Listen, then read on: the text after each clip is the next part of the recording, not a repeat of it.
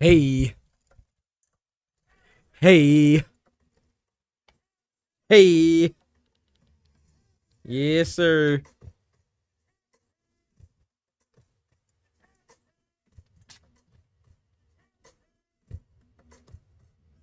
Hey, hey,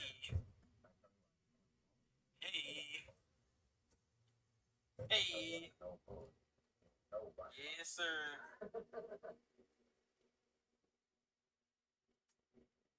It's not you. I was wondering the same thing. Like the sound is gone, right? Bro, I don't know what's going on, bro. I thought it was just me. I was like, does it sound crazy? You can hear me, but okay, bet. Yeah, I thought, yeah, it went crazy on my end too. Man, they be hating on us, bro. I don't know what's going on, but that was weird. Huh.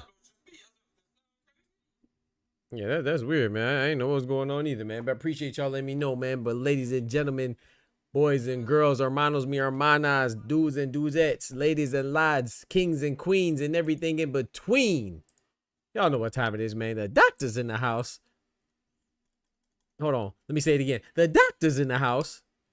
There we go. What's going on today, bro? Hey, that means it's a good day, man. They try to keep us down, man. They trying to keep us down. That's all that is. You know what I'm saying? Appreciate y'all rocking, but and God with us, man.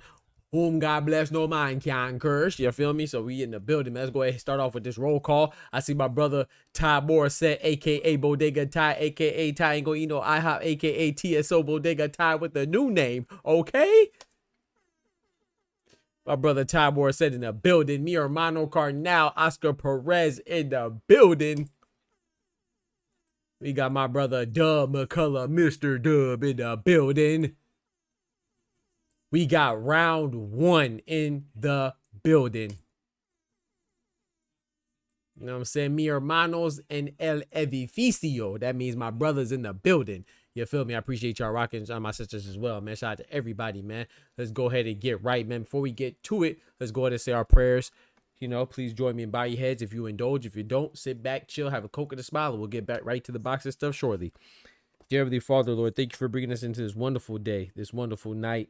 Everybody's in different time zones, Lord, but thank you for keeping us safe and letting us enjoy this Monday. Hopefully, we had enough time to, not only handle our priorities and take care of business, but also take time to hug our loved ones and call our loved ones, but most importantly, give you the praise and give you the thanks that you so much deserve, Lord, because without you, we can't take another breath. Without you, we can't see another day. Without you, we can't enjoy another moment, Lord. So we want to give you all the thanks and the praises for that, and also acknowledge you as our one and only Savior, and acknowledge you as the reason why we believe and have the faith to keep going and the strength to keep going, and know that no matter how bad or how low it gets, that it's going to get good and high and better tomorrow. So we thank you for that, Lord, and we ask you to be with everybody that's going through tough times, and give them the strength and the ability to know that it'll get better in the morning.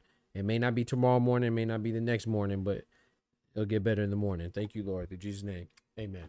Amen. Amen. Amen. Bro, what's up with the name change? Talk to me. Bodega Ty, TSO. What that mean? I feel like I haven't spoken to Oscar in a minute, man. He said he been working, man. He said he been working. You know what I'm talking about? We got Dub with the trap phone. Oscar said your boy done made a bit. Oh Lord. You got another one? That's why you had to switch up your name? My boy went into hiding, huh? You got him another one. Hey, shout out to my brother Ty Morissette, man. TSO Bodega Ty, man. That's a blessing, man. Congratulations. We have another addition to the Boxing Talk family, man. Congratulations to you and your woman. You know what I'm talking about? Let's go. We got a new addition. That's fire, bro. You know what I'm saying? We got another one. Got one in the oven. You know what I'm talking about? Got one in the oven, man. Shout out to my brother Ty. The Boxing Talk family is growing, and that's a fact, man. Dropping bombs. Let's go, man. Shout out to my brother Ty, man. He said, finally finna be a girl dad. I'm stocking up on everything. Okay. Yeah, you got to pack that heat, man. You got about to be a girl dad? Hey, man, congratulations, my brother. Congratulations, man. Shout out to Ryan Frazier, Boxing Talk up north, man. We call him Big North in the building. Y'all check out my brother Big North, man. Good dude right there. Good brother. Good content creator. But like I said, most importantly, a dope person, man. Check him out. Dope content. He's been interviewing a lot of people lately. He's been going crazy with the interviews. You know what I'm saying? Let me hold sharp. I'm trying to get on the interview too. You feel me? We got my brother 2-4 in the building. What up, folk? You know what I'm saying? Shout out to my brother 2-4 in the building. Boxing with 2-4. Check him out. Check him out.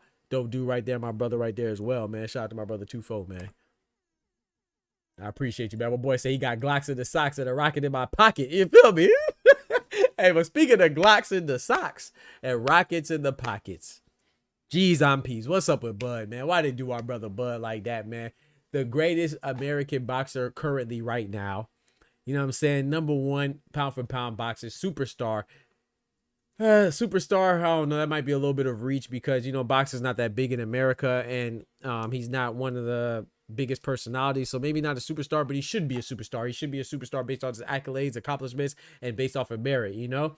So shout out to Terence Bud Crawford, man.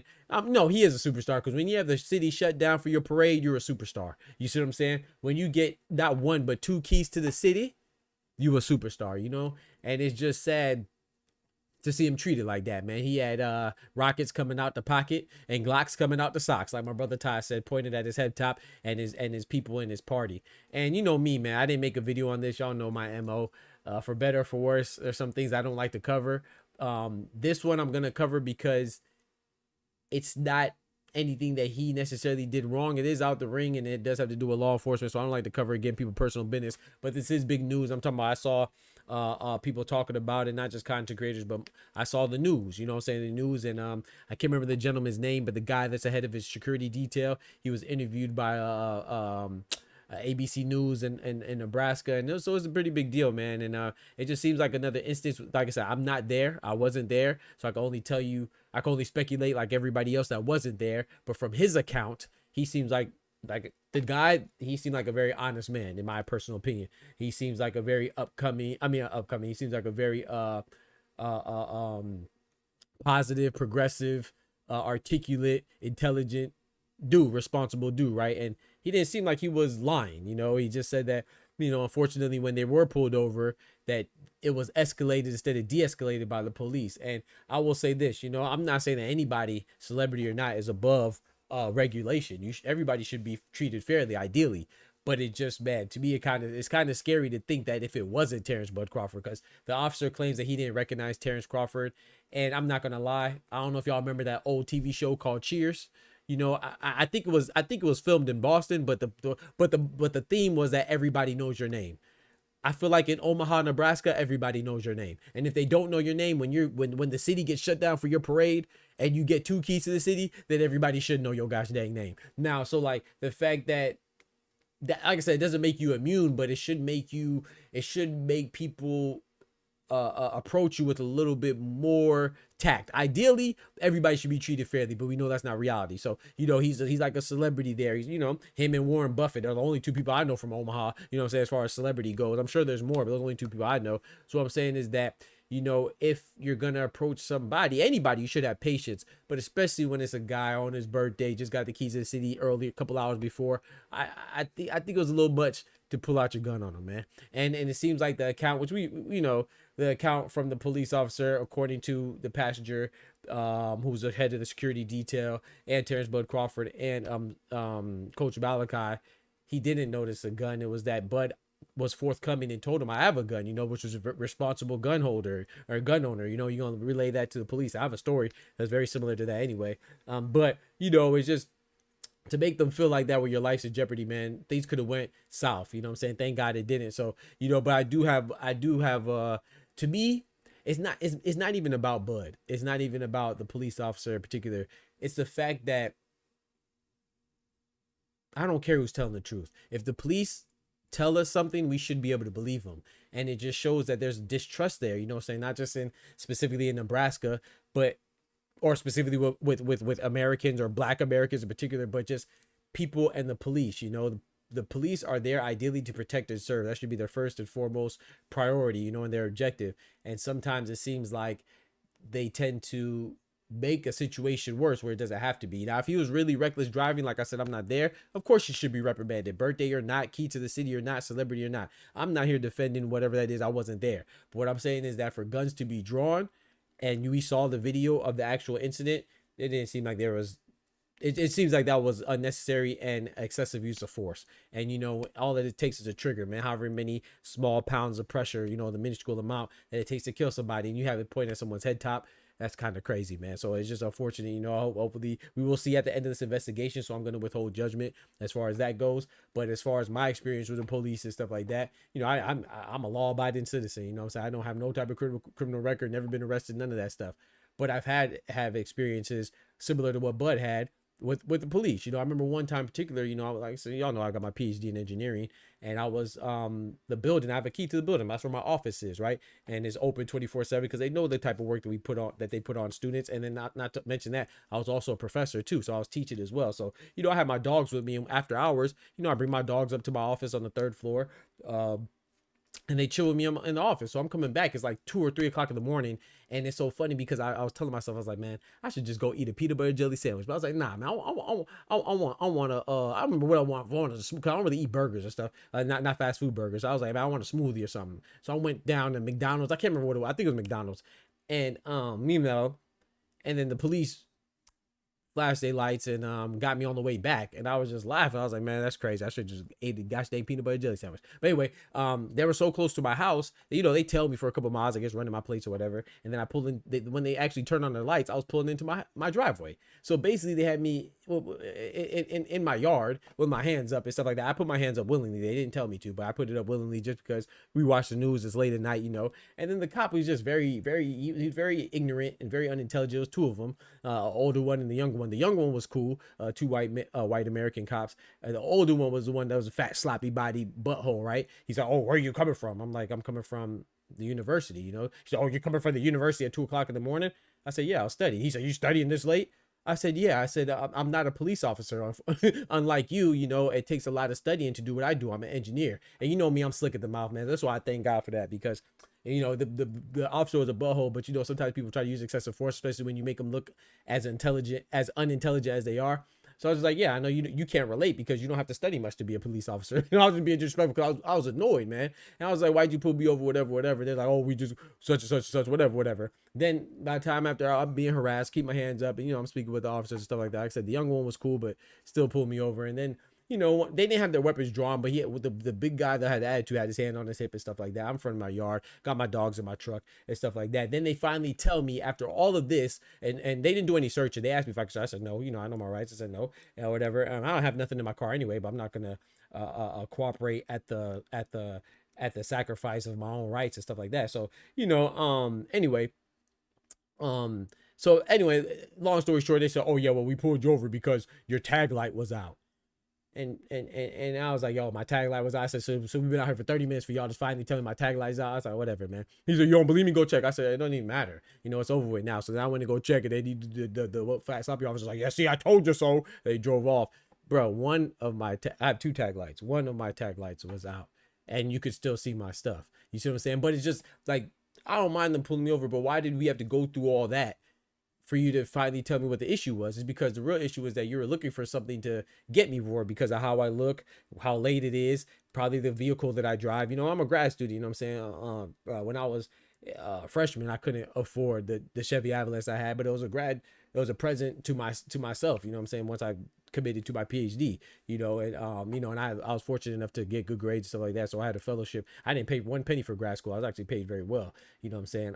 As a student, working in the capacity of a student, at both the universities there. So, yeah, so it was just like the dude was a butthole. He thought that he was going to get something, and I lived in the hood too, at the time. So they thought they were going to get something and they didn't, but instead of just, sucking it up and be like, dang, my bad. They want to make a bigger issue. So, so shout out to Bud, man. And, unfortunately, a lot of people that look like me, that we do have unfortunate run-ins with the police, and we probably know some people that had been victims of police brutality. I know I do. So and a lot of times they weren't doing anything. If you're a bad person, then you should get punished for doing bad things. But a lot of times if you're a good person, and you can still find yourself in a bad situation. So I'm just glad that Bud is straight. And everybody involved in the car was straight, and all the officers were good too. But I hope they get down to the bottom of the investigation, and I hope that these things they won't be eliminated, but hopefully they'll be mitigated and reduced significantly, because this is getting ridiculous, man. The man literally just got a key to the city from the mayor, and now he getting guns drawn on him. man, it sucks. You know, shout out to Bud. Like I said, I'm not saying he wasn't driving reckless. I don't know, I wasn't there, but even drivers driving recklessly and you pull over, you don't. Everybody in the vehicle shouldn't have guns pulled out on them. You know what I'm saying? I don't care who you are, what side of the fence you are. We could all say that emphatically and honestly. But yeah, man, let me catch up to some of the chat, man. He said he knew exactly who that is. Come on now, Ty. He knew who he was. He just trying to, you know how some people do, man. He trying to humble him. You know, I love all my brothers and sisters, man. Black brothers and sisters, brown brothers and sisters, white brothers and sisters. I love good people. I don't care what your complexion is, your religion, your orientation. I don't care about that. I want you to be a good person. That's what God teaches me. You know what I'm saying? So, but when you're a bad person, it needs to be pointed out too. You know, and it's unfortunately a lot of the officers that are bad, they look like our white American brothers and sisters. I don't mean that they're the only ones. I'm just saying a lot of them look like that, especially when it comes to them doing stuff to us, you know, are people that are like me. So, you know, one time for love, man. One time for love and two times for good people, man.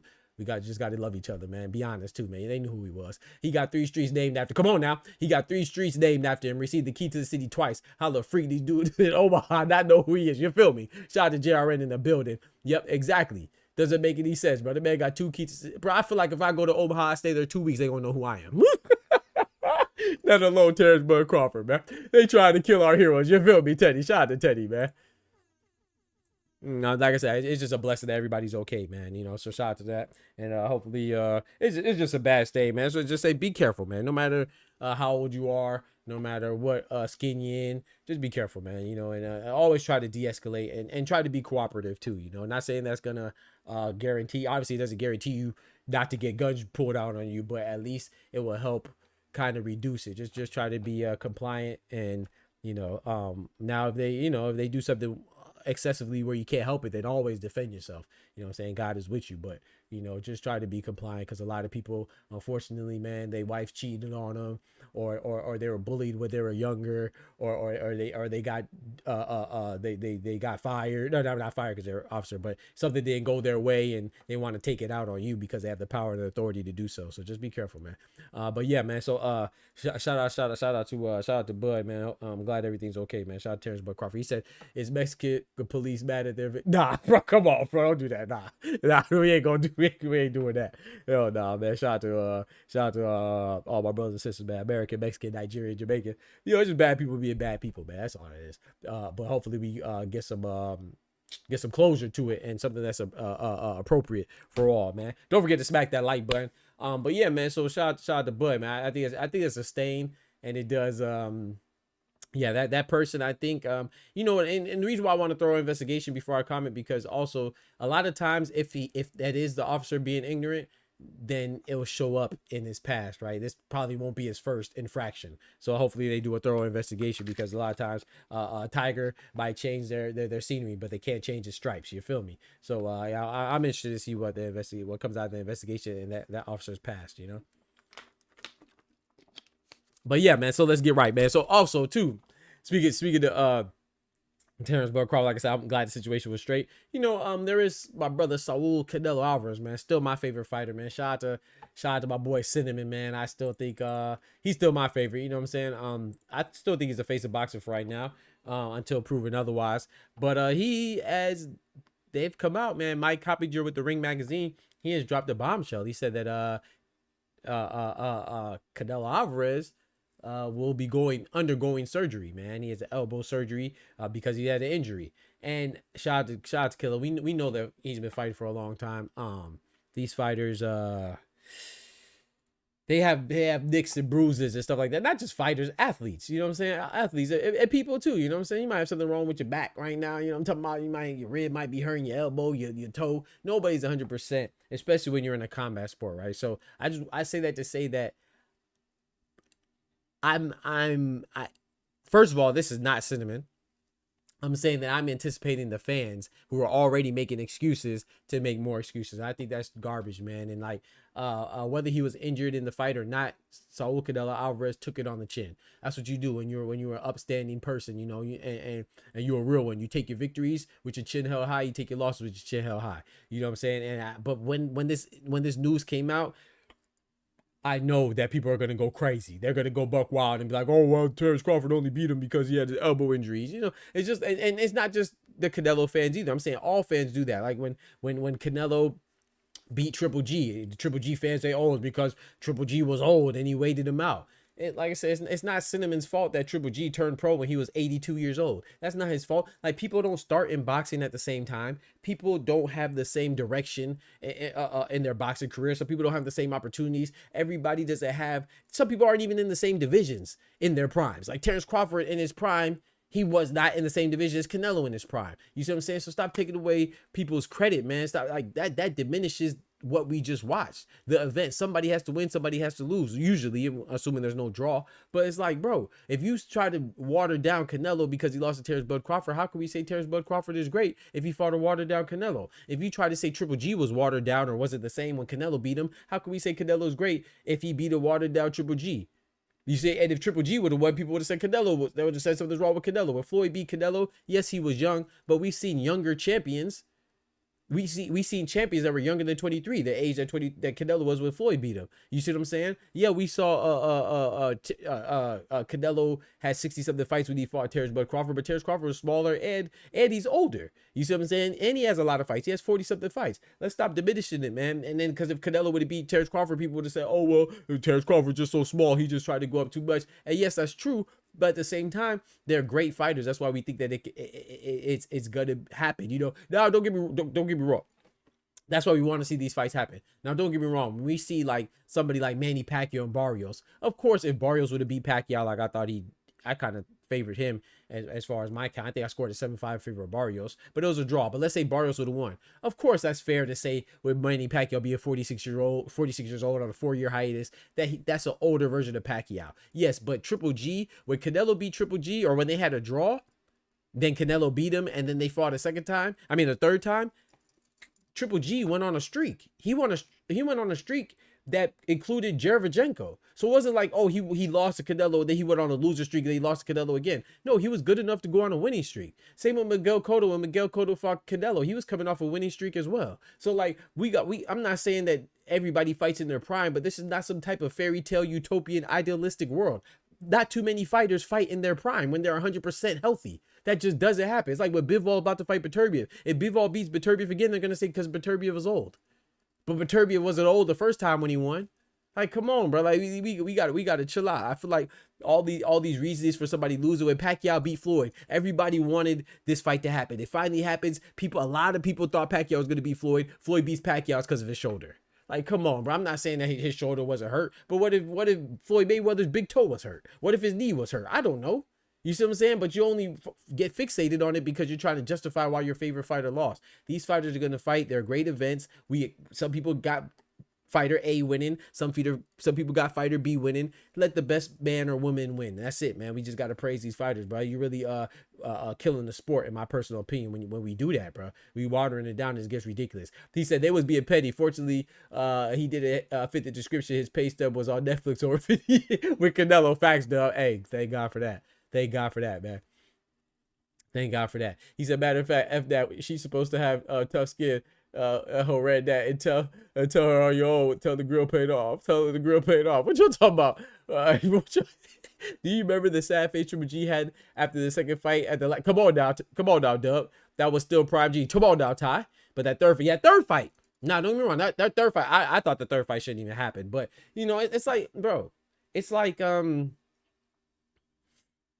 a lot of these fighters don't really make excuses. You see what I'm saying? Like we got Tyson Fury making a stupid excuse, talk about, oh, he only lost to Usyk because of the Ukrainian war. They're trying to galvanize the people of Ukraine. It's like, bro, shut up. That's a stupid excuse. Like, just be quiet. But Errol Spence didn't make an excuse. Now we know that he was in a car accident, but he was also in a car accident when he beat Ugas and Danny Garcia. So we got to give Terence Bud Crawford his credit, you know? And once again, Canelo having elbow surgery, like I said, he's not making the excuse, but you know his groupie fans are gonna do that, and it's gonna look bad on him like he's making it. He's not making the excuse. You see what I'm saying? And I think Deontay Wilder also, I like Deontay Wilder, but he made a stupid excuse too when he came in with the 40-pound costume on before the fight and talking about his legs were gone. That's your fault. You did that. And I like Deontay Wilder, but we got to keep it what it is, you know? There are some fighters that make some silly excuses, you know, even with Manny Pacquiao with his shoulder. I'm not saying that his shoulder wasn't legitimately hurting him, but you took the fight. You should have pulled out. If you're not going to pull out, then it is what it is. Like, even with Madrimov, I still say, I think Madrimov was sick. Israel Madrimov. I think he was sick when he fought Virgil Ortiz with the bronchitis.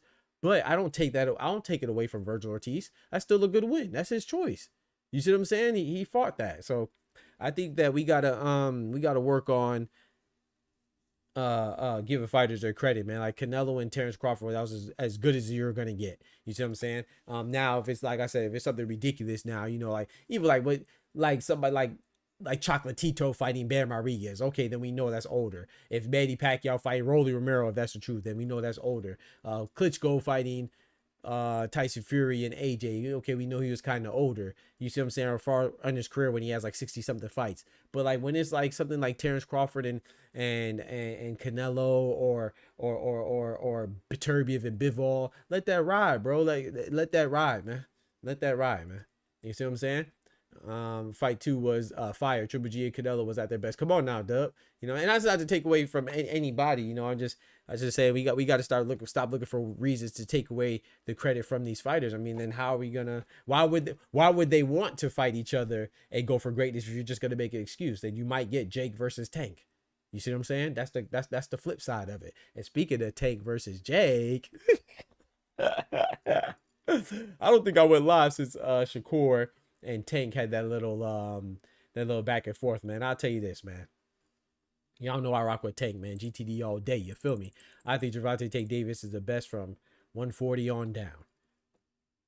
But in my opinion, and this is coming from a Tank fan, like I'm not a Tank maniac, I guess, so maybe some Tank fans wouldn't consider me Tank fans, but I argue that I like Gervonta Tank Davis, the boxer, more than a lot of these Tank maniacs do. But it's just, I just like them as boxers. I don't like them because I'm interested in dating them. I don't like them because I like who they're dating or what kind of clothes they wear or car they drive. I like them for in the ring stuff. And I still think Gervonta Tank Davis is the best. But I will say this, him and Shakur not fighting, I'm not going to blame. I don't think it's Tank's, how could I say this?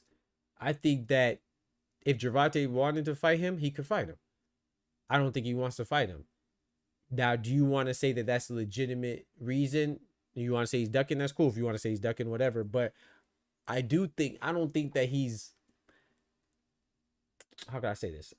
I don't think that he's not fighting Shakur because Shakur is somebody that he's scared of and he's the most money that he can make. Obviously, Gervonta has been saying that he has one foot out the door, right? And if you have one foot out the door, I don't care how good I think Tank is. I think Shakur beats him because to me, Tank and Shakur are 1 and 2, right? You know what I'm saying? If anybody can beat Tank, it's Shakur. If anybody can beat Shakur, it's Tank.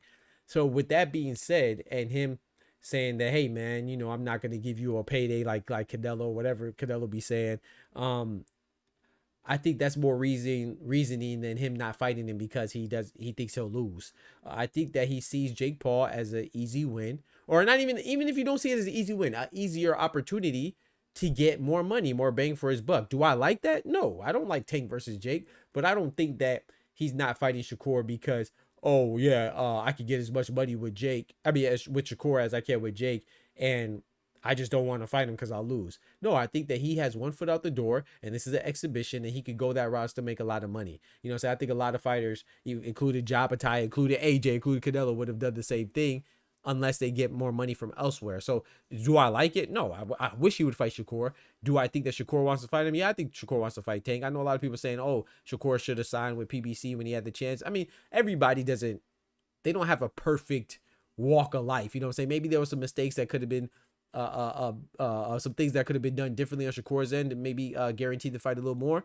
But if the fight was, if Tank wanted to fight Shakur, he would fight him. You know what I'm saying? I think that the fight would be made. Now, I'm not saying that, oh, it's only on Tank to make the fights. No, I don't believe in that. I believe in that when you're the face of boxing like Canelo and Floyd. But I don't think that, oh, yeah, Tank could just, oh, if he wants to fight this person, he could fight this person. I think there's more to that. I think that he has a lot of say in it. But I don't think it's just, oh yeah, if I want to fight this person, I'm going to fight this person. No, I think that there is the business side of boxing. I think it has to make sense. Even if you just go for the broadcasting deal, right? Shakur was with Top Rank, right? He just got to Matchroom. Even with Matchroom, he's with DAZN. When you're in Matchroom, you have to fight with DAZN. When you're with Top Rank, you have to fight with ESPN. PBC is on Amazon. You see what I'm saying? I show y'all in the rule books all the time that yes, you have to fight.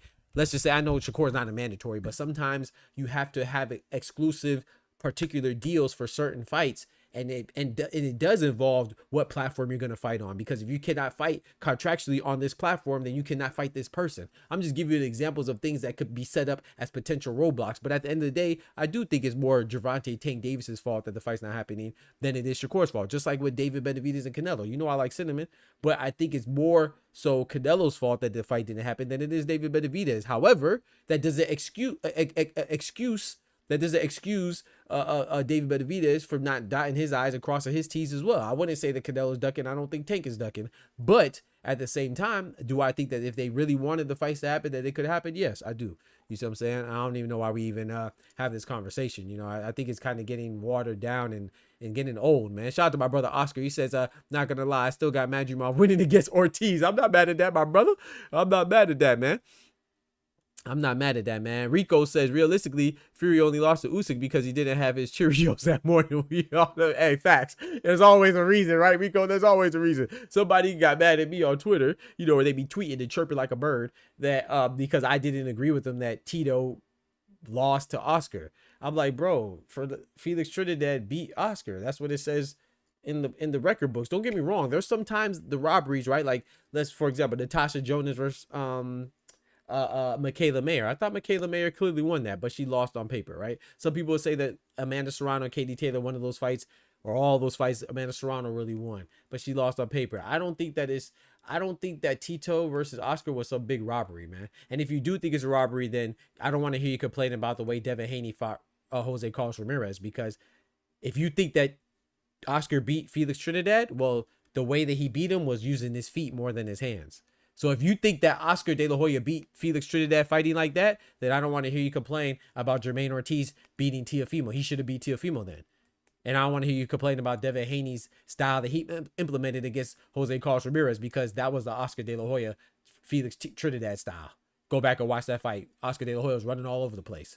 You know, so it's just, people are selective with their critiques and stuff like that, and their compliments, man. Let's just respect the sport and love the sport. If you don't like the way a certain fighter fights, then don't like it when another fighter, even if you like them, fights like that too. Don't be picking and choosing. You see what I'm saying? But anyway, like I said, there are some robberies. That's the nature of the sport. There's going to be some robberies, but every fight's not a robbery, man. Sometimes there's close fights that could go either way, like Lomachenko and Devin Haney. Sometimes there's close fights that sometimes there's bad calls that some fighters are beneficiaries of, like Gervonta Davis and Lamont Roach. You see what I'm saying? But, you know, it's just the irony of the sport. If you really watch the sport, I can give you examples of a guy taking a knee and not getting a point deducted. Zele, Zhang, and Caballel, right? Just like Gervonta Davis. I can give you an example of somebody getting their face wiped and not getting a point deducted or getting disqualified, like Tank Davis and Lamont Roach. Check it out. Jack Catterall and Harlem Eubank. He got his face wiped down too. Wipe me down like Boosie. You see what I'm saying? And there was no point deducted or no disqualification. So I'm not excusing these things. But what I'm saying is that if you watch boxing, that's the nature of the game, man. There's a lot of human error involved when you talk about officiating, as in the refs, or you talk about judging, as in the people that actually determine the conclusion of the results of the fight. So there's a lot of even with the doctors. Sometimes some doctors will let you go when they do the eye test, and some doctors will be like, "Hey man, you blinked. Oh, you out of there. The fight's over." So there's a lot of judgment calls in boxing, and that's just the nature of the sport, man. So I think that sometimes we got to stop blaming the fighters for what happens with things out of their control. If you take a knee, you should lose a point, but if you don't lose a point, it's not the fighter's fault, it's the referee's fault, because they're the ones that determine who gets a point, lose a point. You see what I'm saying? You see what I'm saying? Shout out to Rand Ink in the building. You know what I'm talking about? We got Miss Holy in the building. Rico said, every time I hear Haney name, all I see is that Garcia Massacre had him tooted up like 06 Pinky. That's crazy. Yeah, you can think about the Devin Haney Massacre, but I mean, it wasn't really a massacre because it was a decision, was it? So I mean, I can't think of a massacre that didn't end in a stoppage. We gotta also tell the truth. Devin Haney Garcia didn't end in a stoppage. That's one truth. The other truth is that Ryan Garcia came in overweight, and the more important truth is that Ryan Garcia cheated. So it is what it is. A trader waving the towel after his fighter walked away from the action. Right? Yeah. So there's a whole bunch of different things. I'm not excusing it. I'm just saying Oscar De La Hoya ran like a black. That's crazy. He said he ran like a black man. It's crazy. He ran like an American fighter, right? Yeah. It is what it is, man. Shout out to that. I like De La Hoya though. You know, we just got to call it evenly and fair. Now, switching topics, man. Let me drink some water real quick. Oh, also too, before I forget,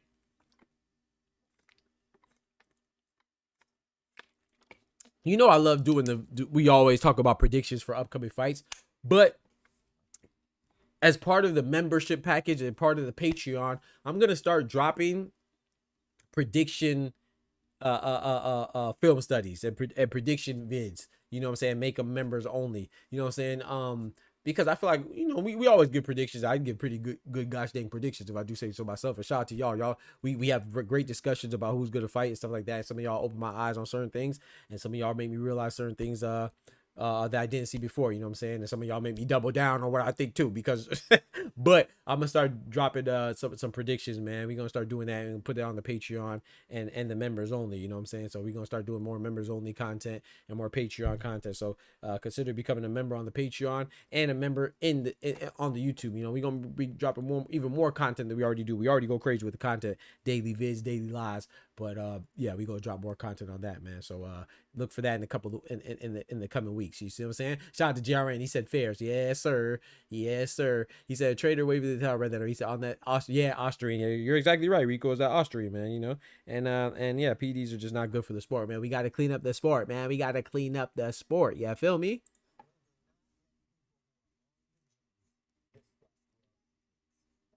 Yep, Austrian, the same substance that what's his name? Oh man, Alexander Povetkin got busted for. Austrian, the same substance Amir Khan got busted for and suspended for much longer than Ryan Garcia. So yeah, we gotta tell the whole thing too. He said that wasn't Oscar De La Hoya, that was Omar from. That's crazy, man. But yeah, man. So what else I want to talk about? I talked about Shakur, talked about Tank. Crawford, Canelo injury, Crawford pullover. Oh yeah, also too bad Anthony Joshua, man. We got some news about Anthony Joshua now. You know, shout out to Anthony Joshua, man. I watched this long behind interview with Eddie Hearn. I think it was like 40 something minutes, compliments of IFL. You know, he was talking about what I took from it. The highlight I took from it was Anthony Joshua. You know, Anthony Joshua, he's back training, man. You know, speaking to somebody who had elbow surgery, like Canelo's about to have elbow surgery. Excuse me. Well, I guess they elbow brothers because Anthony Joshua just came off of elbow surgery. That's why he did have a fight earlier, right? And they're talking about him coming back at the top of next year. Well, he could be coming back earlier than that, according to Eddie Hearn. It's a possibility. It's not certain. But if he does, you know, he could have a little tune-up fight. They already anticipated having a tune-up fight or two before Tyson Fury, but they're thinking about maybe getting 2 or 3, maybe. Depends on if Tyson Fury actually comes back. Depends on his availability. Depends on their availability, or even potentially Wilder or something like that. But Anthony Joshua, do not anticipate him to come back and fight a top guy like Joseph Parker, even though he already beat Joseph Parker. But don't expect him to fight like a Joseph Parker or a Jit Kabayel or Alexander Usyk. That's what Eddie Hearn says. And to me, that makes sense. I know a lot of people are mad at that. And, you know, Anthony Joshua, AJ, is on the tail end of his career. But he is coming off of a brutal loss to Daniel Dynamite Dubois. So why wouldn't he get a tune-up? I mean, that makes sense to me. I mean, I think it's actually it's advisable and beneficiary for him to take a tune-up, you know? It doesn't have to be a guy that's unheard of, but like I said, I think maybe like a Brandon Moore would suffice. You see what I'm saying? Somebody like that, or a Dempsey McKean or something like that. But I don't think you should come off a stoppage loss like that to Daniel Dubois and go fight Alexander Usyk for a third time. Hopefully he doesn't fight Alexander Usyk for a third time anyway. But I don't think you do that and jump into a Wilder fight or a Caballel fight or Usyk fight or something like that. Nah. You know, I think you get you a little lighter touch and see where you at. You know what I'm saying? It's so funny that we are okay with some fighters fighting subpar, mediocre, pedestrian level competition, but when some fighters do it, it's a problem. You know what I'm saying? If AJ came back and fought a Yi Jun Kim caliber opponent, or a TJ Doheny or a Ramon Cardenas caliber opponent like Nye Inoue, I don't see the problem.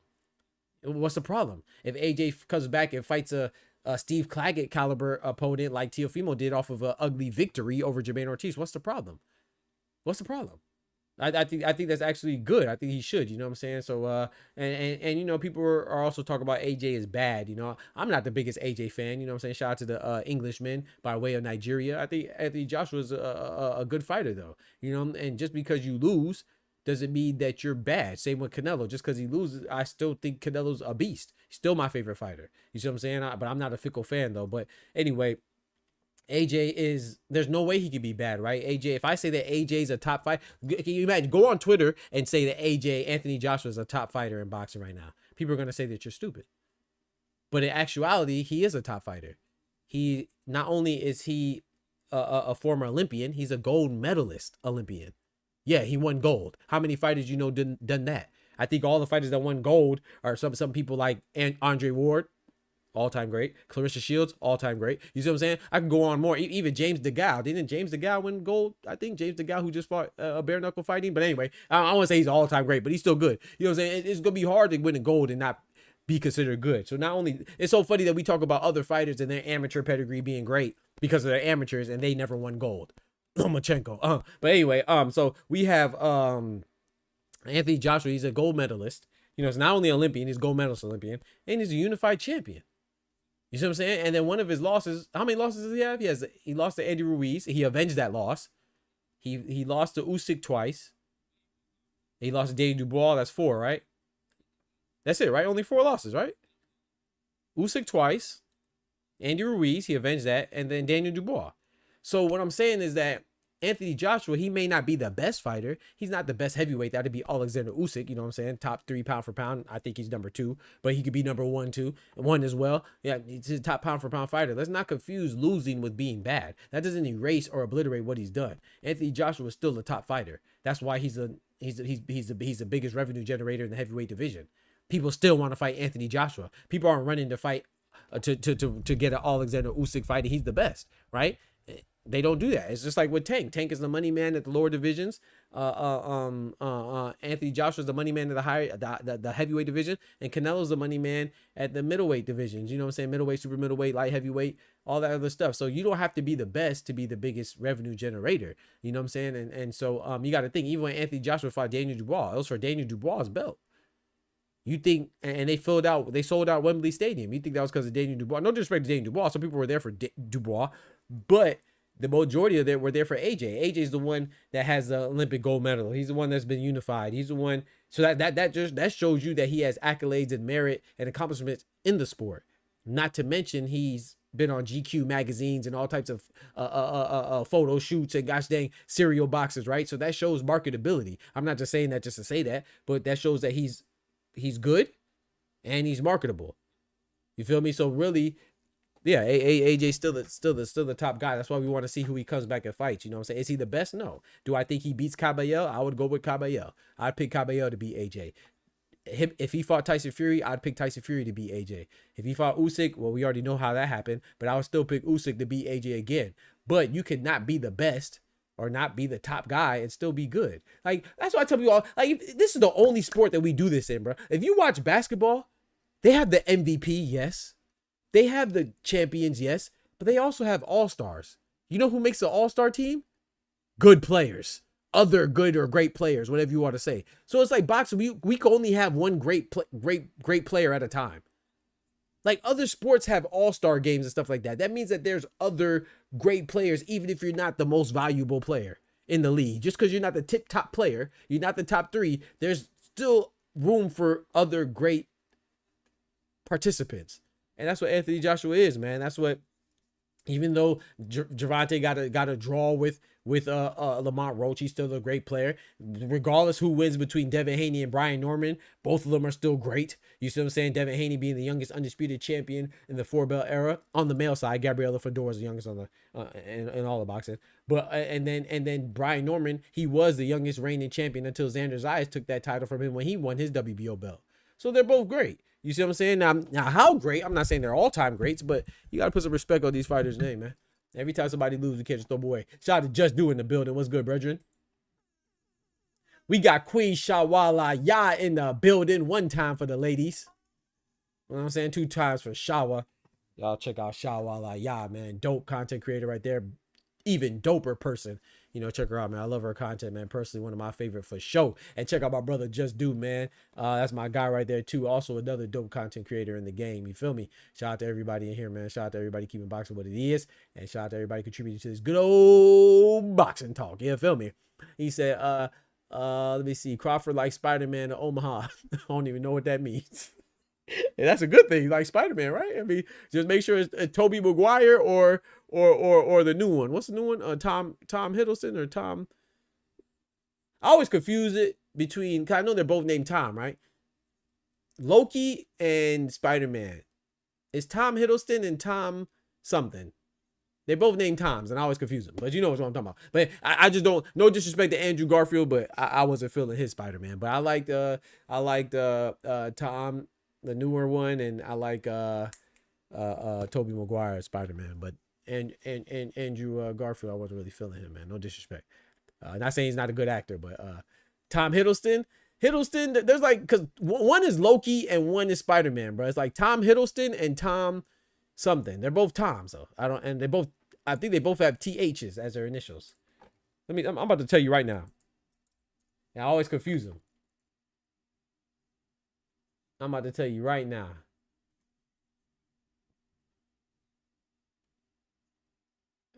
I'm about to tell you right now, because now I'm curious.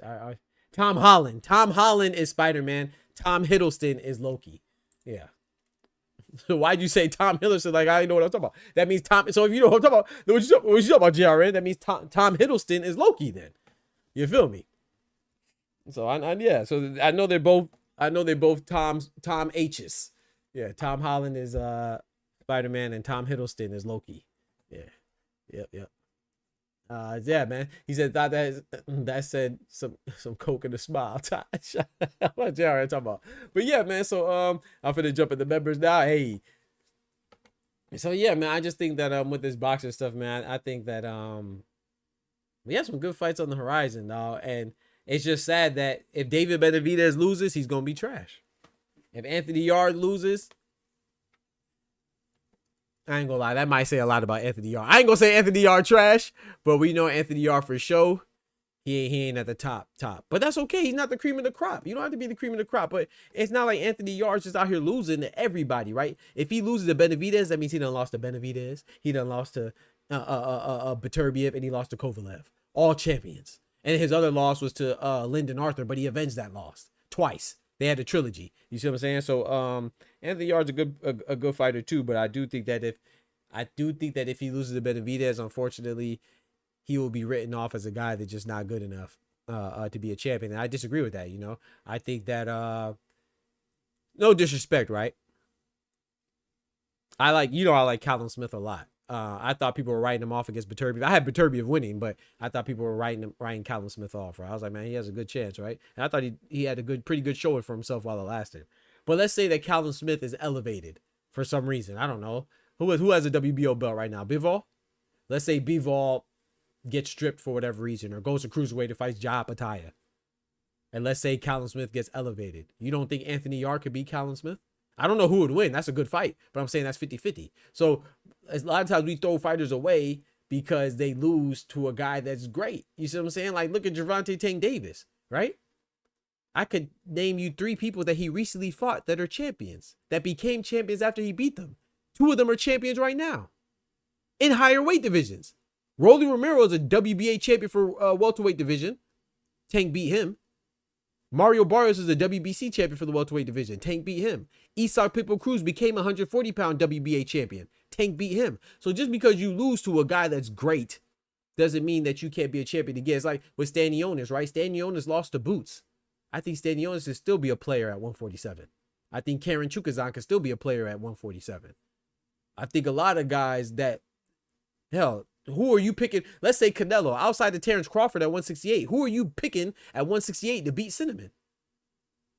I mean, maybe you might pick Ozzy Iglesias if you're feeling freaky. Maybe you might pick Hamza Shiraz if you're feeling thirsty. You know what I'm talking about? But you're not just going to pick these guys. You're not going to think that Iglesias or what's his name, or Hamza Shiraz or who else at 168? Diego Pacheco, Christian Ability, or Lester. You don't think that these guys will wash Cinnamon, even if you pick. You know what I'm saying? I personally don't think anybody at 168 beats Cinnamon except for Terence Crawford. You feel me? So we gotta chill out with that nonsense, man. It's nonsense, man. Y'all look good recently. Hey, I'm nervous. Boxing gets weird. Come on now. Hey, shout out to my boy Mexican Monster, man. But I got Dave Benavidez, but I don't think it's a walk in the park now. Boxing gets weird at the end of the year. Oh yeah, that's a fact. All true. Come on now, Just Do. I appreciate it, bro. I appreciate it, man. Shout out to you, man. Yes, sir. Shout out to you, man. Crawford is a hero we don't deserve. I agree with that. I think Terence Crawford is grossly and disgustingly underappreciated. But it's because of his personality or lack of personality, right? He's a very reserved guy. But and that's what I talk about with boxing, you know, it's like it's not it's not just winning that makes you the face. You see what I'm saying? Like Canelo's the face of boxing. He's been the face of boxing. He's not. He hasn't been the best in a while. And that's coming from a guy whose favorite fighter is Canelo. He just hasn't been the best in a while. You know what I'm saying? And there's no way I could put him over in the last few years. I couldn't put him over Bud, Usyk, or Monster in a way, or obviously not Bivol, right? So I think that you know, unfortunately, people don't gravitate towards Terence Bud Crawford. You know what I'm saying? And it's that's the bad part, right? Like, so there's pros and cons with social media. Like anybody could become a star, but a lot of times people that become stars via social media are buttholes, right? You know what I'm saying? And ignorant folks. Terence Bud Crawford, I think that if it wasn't for social media, I think it kind of hurts a guy like him, because if it wasn't for content, if it wasn't for me in the boxing space, I would not be on social media myself. You see what I'm saying? I'm just not a big social media person. So it's like, it's every time I'm on social media or I send a tweet, it's me actively trying to force myself to be more active and stay committed to it. You know what I'm saying? Because I just don't really, I'm just not really fond of it. People, you just going on there bumping your gums and jabbering and putting your business out there, or commenting on somebody else's business. It just gets, I don't know. I think it's like childish. I think it's, I don't know. I don't like it. But you know, I know that's part of the game, so I gotta try to be involved in it, right? But Terence Bud Crawford with social media, everybody wants to know everything about you. Know what you're eating, who you're dating, when you're coming, when you're going, when you're dropping your kids off to school, when you're getting your hair cut, when you're eating. You know what I'm saying? So I think that somebody that's more reserved and more private, they're going to be hurt by social media because people don't have that instant access that they desire, right? You see what I'm saying? So I think that Terence Bud Crawford, if he was a fighter back in the day, I'm not even talking about like super back in the day, I'm talking about like in the 90s probably, you know what I'm saying? Before the boom of social media, I think he would be more appreciated, because they would go more off of his merit, off of his accomplishments, off of his accolades, off of his in the ring performances, right? You know, so I just don't. I think his presence is lacking on social media, but I don't think that was necessarily a necessity back in the day, and I think he would have been a little more appreciated. But I do agree that he's underappreciated. But with him beating Canelo and beating Errol Spence, that is putting him on the map. You know what I'm saying? So I don't really think you could be a boxing fan and not be aware of Terence Crawford right now. You know what I'm saying? So shout out to Terence Bud Crawford for that, man. Crawford gave the Lord glory immediately. Amen. Amen. You know what I'm saying? Gotta appreciate that, man. Don't forget to smack that like button if you haven't done so already. You feel me? But yeah, man, you gotta appreciate that. So shout out to Terence Bud Crawford, you know. And like I said, I'm looking forward to this Brian Norman fight, and that's what, bro. Also, too, before I get too sidetracked, shout out to Najee Lopez. He beat Calvin Henderson. I know a lot of people may not be familiar with him, but Calvin Henderson. I don't know why. I'm sorry, but I just associate Calvin with him talking about he was cheated by David Morrell. And I'm not saying he wasn't cheated by David Morrell. What I'm saying is that I thought his story was bogus, not because it's not true, not because it's illegitimate, but because, bro, like, you got to be in tune with who you are, bro. You can't. He said that he thought something was fishy before he had the fight in the Armory in Minneapolis, right, against David Morrell. So if you feel like something's fishy and you say that they didn't test you, I know you need the money. I get it. You know what I'm saying? You signed up. You don't want to seem like no punk. You got to do what's best for you, man. Don't pull out the fight. But what you can't do is take the fight under those circumstances, knowingly, voluntarily, and then complain about it afterwards, man. But shout out to Calvin Henderson. That's the only thing. I just remember him from that. You know what I'm saying? In the interview saying that David Morrell might be potentially dirty. He might be. I don't know. You know, I don't think so. I like David Morrell a lot. That would suck. But at the same time, I don't care if I like you. That is, you shouldn't be punching on nobody and you dirty. You feel me? So shout out to Calvin for coming out, but at the same time, a shame on him for being involved in the fight where he thought that there was a little foul play involved. You know what I'm saying? You got to stand for something. You're going to fall for anything. You feel me? El Gato saying, hey, that's what I'm talking about. Tell him pull up. Pull up.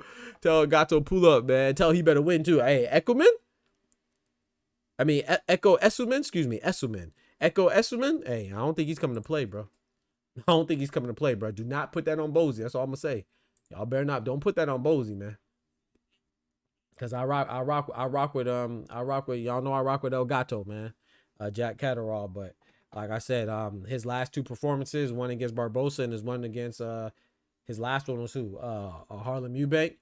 That ain't had nothing to do with coaching in my personal. I mean, maybe it could have something to do with coaching. Maybe they're not lighting the fire. Maybe they're not saying the right things to get them going or something like that. But it just seemed like a lack of effort. You know what I'm saying? I don't feel like it was because he wasn't doing something good technically. He wasn't countering well. He wasn't moving well. It just seems like he just was complacent. And that could be maybe his training. Maybe his trainers aren't encouraging him enough. You know, that's something with training too. You got to be able to motivate your guy.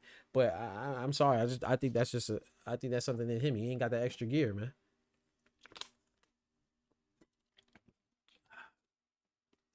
He ain't got that extra gear, man. Yo, shout out to my brother Ulster in the building. What's good, brethren? Tell him to pull up, man. I got some words for him, man. I got some questions to ask him. You know what I'm talking about? Don't be having my boy Bozy out there looking bad, man. Don't be having my boy Bozy out there looking bad, man. Oh, my brother Tech, my brother Tech went in on Canelo.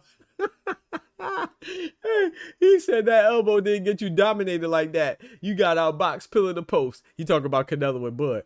He said you got outclassed and he knows it. Canelo still will go down as elite, but there is a stage above elite. This is reserved for the elites who fought other elites. And when we saw two elites go at it, Crawford showed he was more elite that night, hands down. I love them both, but that is BS, attempted detractor for what we saw Bud do to that man. Hey, he said that's straight BS, man. He said that's BS.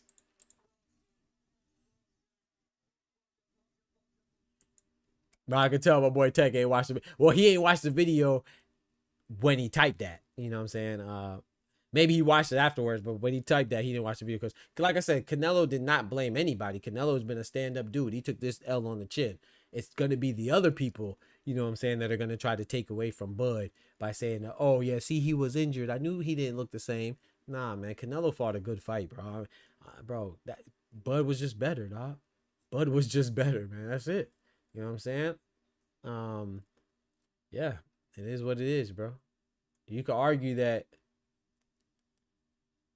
yeah, I don't know. It was a good fight. I like the fight. I watched it multiple times since. I probably watched it 4 or 5 times already. Yeah. And shout out to my brother Ty too, man. We also gonna drop some videos. I'm gonna drop some pictures. Some little footage of me with some fighters. You know what I'm saying? Because I've been hearing in these streets that dog don't be out there in the streets like that, or he just started. Nah, bro. I just started a boxing channel. Hey, man, I'm not new to this. I'm true to this, man. I've been out there. Speaking with boxers and interacting with boxers and communicating with boxers and interviewing boxers. Is just, I didn't have a channel at the time. Number one, I never thought about it. Number two, you know, you can't do it like me, bro. I might be a small channel, but we gonna boom. We gonna boom. I'm telling you, bro. Good Lord willing, God is my witness, man. And if God gave me a dream, then I think He want me to fulfill it. So, hey, I'm gonna try my best. But yeah, you can't. When Xander Zayas shouts out my channel, Bob Santos and Nonino Donaire, it's not fugazi, bro. They do it because they could feel the energy from me, bro. I'm a real one. I'm authentic. I'm genuine, bro. People appreciate that. They, no matter what social media, Twitter and Instagram or whatever fake nonsense that out there that tells you otherwise, bro. People real gonna survive, bro.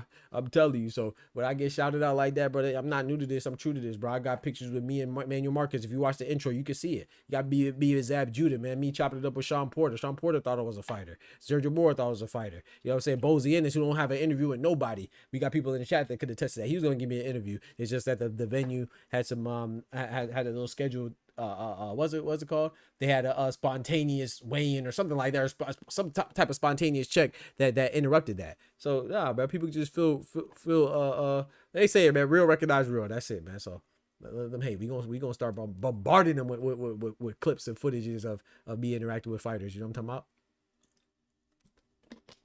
And trainers and stuff like that, man. I get love. You don't get love because you ain't built like that. Also, they're both called Bud and Canelo exactly and called the pause of the action crazy. Hey, yeah. Oster called that one, man. Oster definitely called that one, man. He said, just do Ryan and Friday Fridge to keep rising to the top. Come on now. Yes, sir. Hey, yo, and Doc Channel, yeah, boy. Yes, sir. I appreciate that. Dub. He said, but yeah, man. So I don't think that he had an elbow issue. I don't doubt that he had an elbow issue. Just like I don't doubt Bivol had some injuries. Just like I don't doubt Beterbiev had a knee injury that had to postpone Bivol's fight. But to think that someone's injured, that's gonna make them lose.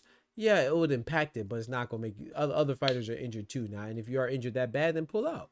You know what I'm saying? That's a simple fix. Shout out to Ty and Shawa in the background. Y'all want to get pulled up? I'm about to open it up, man. Anybody could call in. Gonna be a little short. So I was gonna do. So we talked about bringing back the morning shows and stuff like that. I want to bring back the morning shows.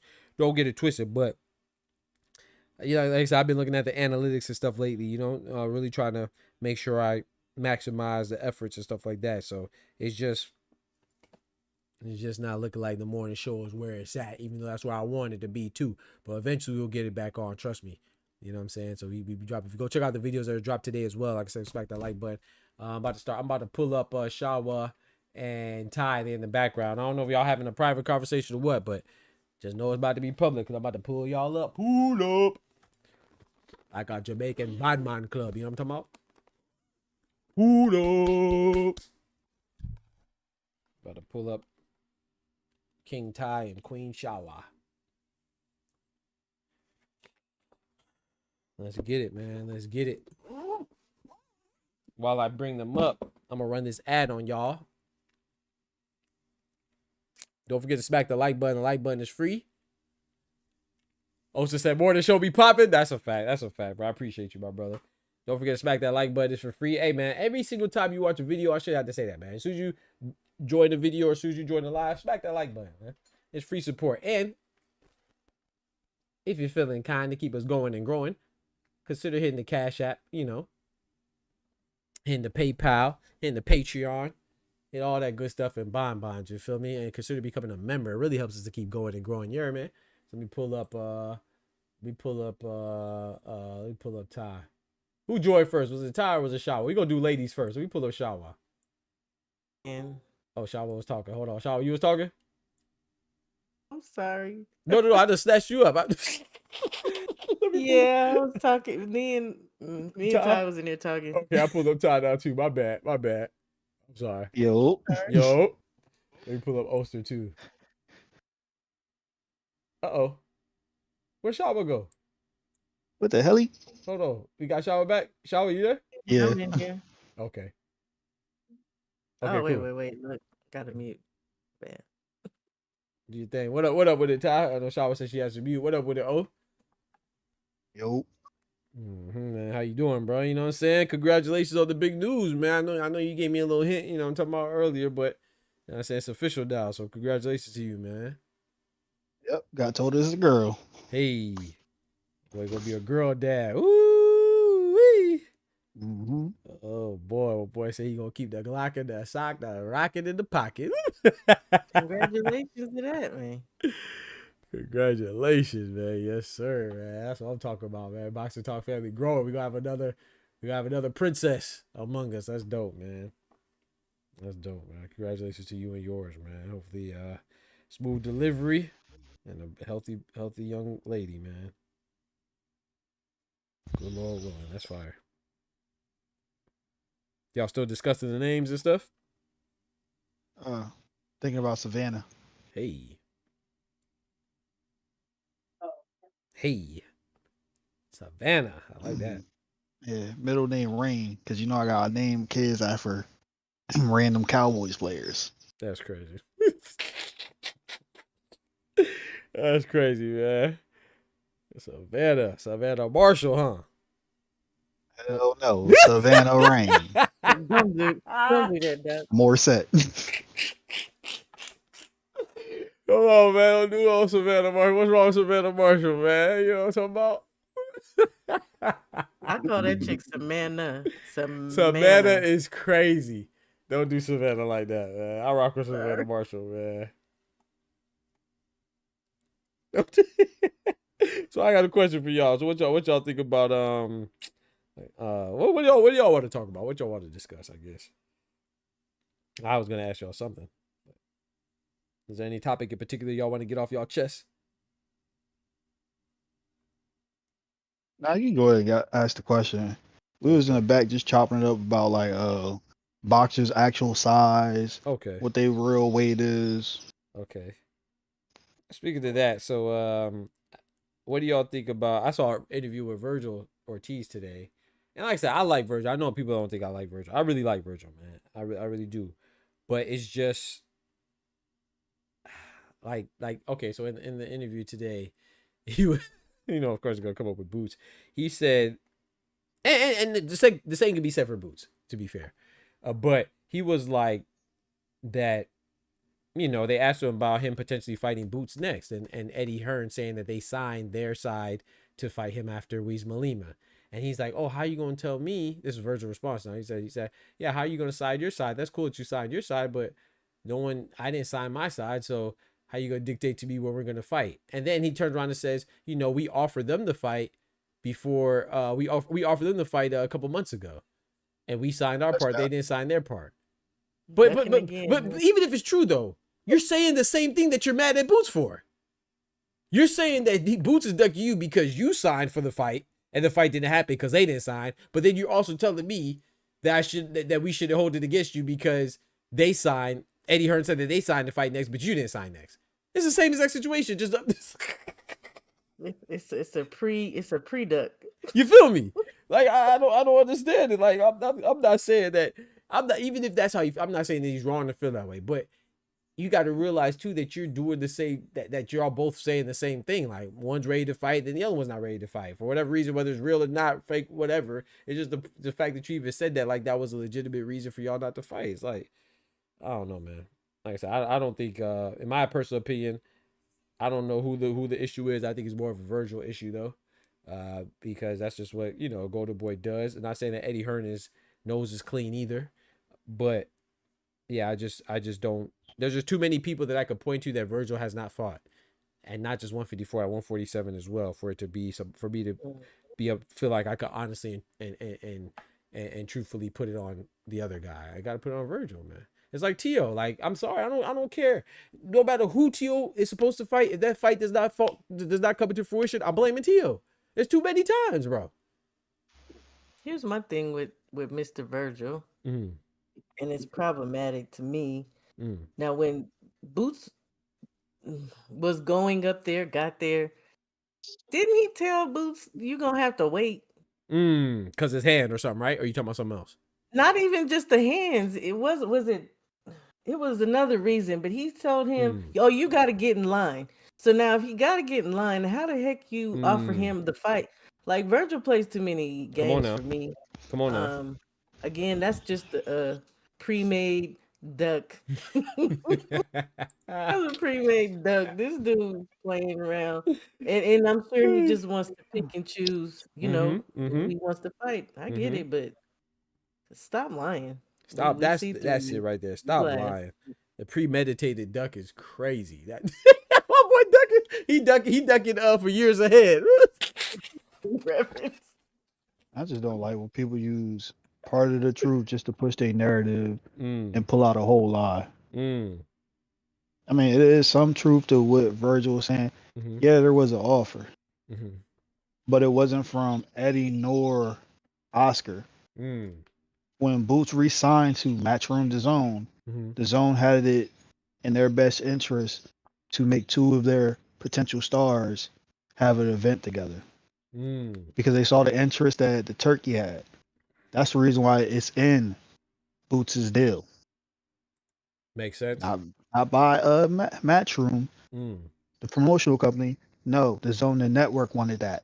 Now Oscar on his side is doing what Oscar usually does. Come on. The reason why we're not seeing Virgil and Boots fight is the same reason we're not seeing Opataya and Zordo fight. Come on now. It's because somebody wants their name right there in the front of the headline, like on the showrunner slot. Right. Yep. Both of those are what? Matchroom and Golden Boy. So yep. They over here fighting over who gets the like you said, the promoter slot. Hey. A lot of times it don't be the fighter, man. Like I said, it just looks a little fishy. Especially with Virgil, like everything Ty said and everything Shaw said, especially with the fact that, it just seems like it's always something. Like you're gonna say they have the fight, but then it's always a reason, whether you have to get in line or whether your hand has surgery or whether you're just not ready to fight them right now or you don't want people to dictate your turns. I mean, even with Bakram, like Bakram, they were supposed to fight, or I'm not gonna say they were supposed to fight. According to Bakram and Main Event Promotions, I believe who he's under, they said that Turkey sent them an offer and they signed their part.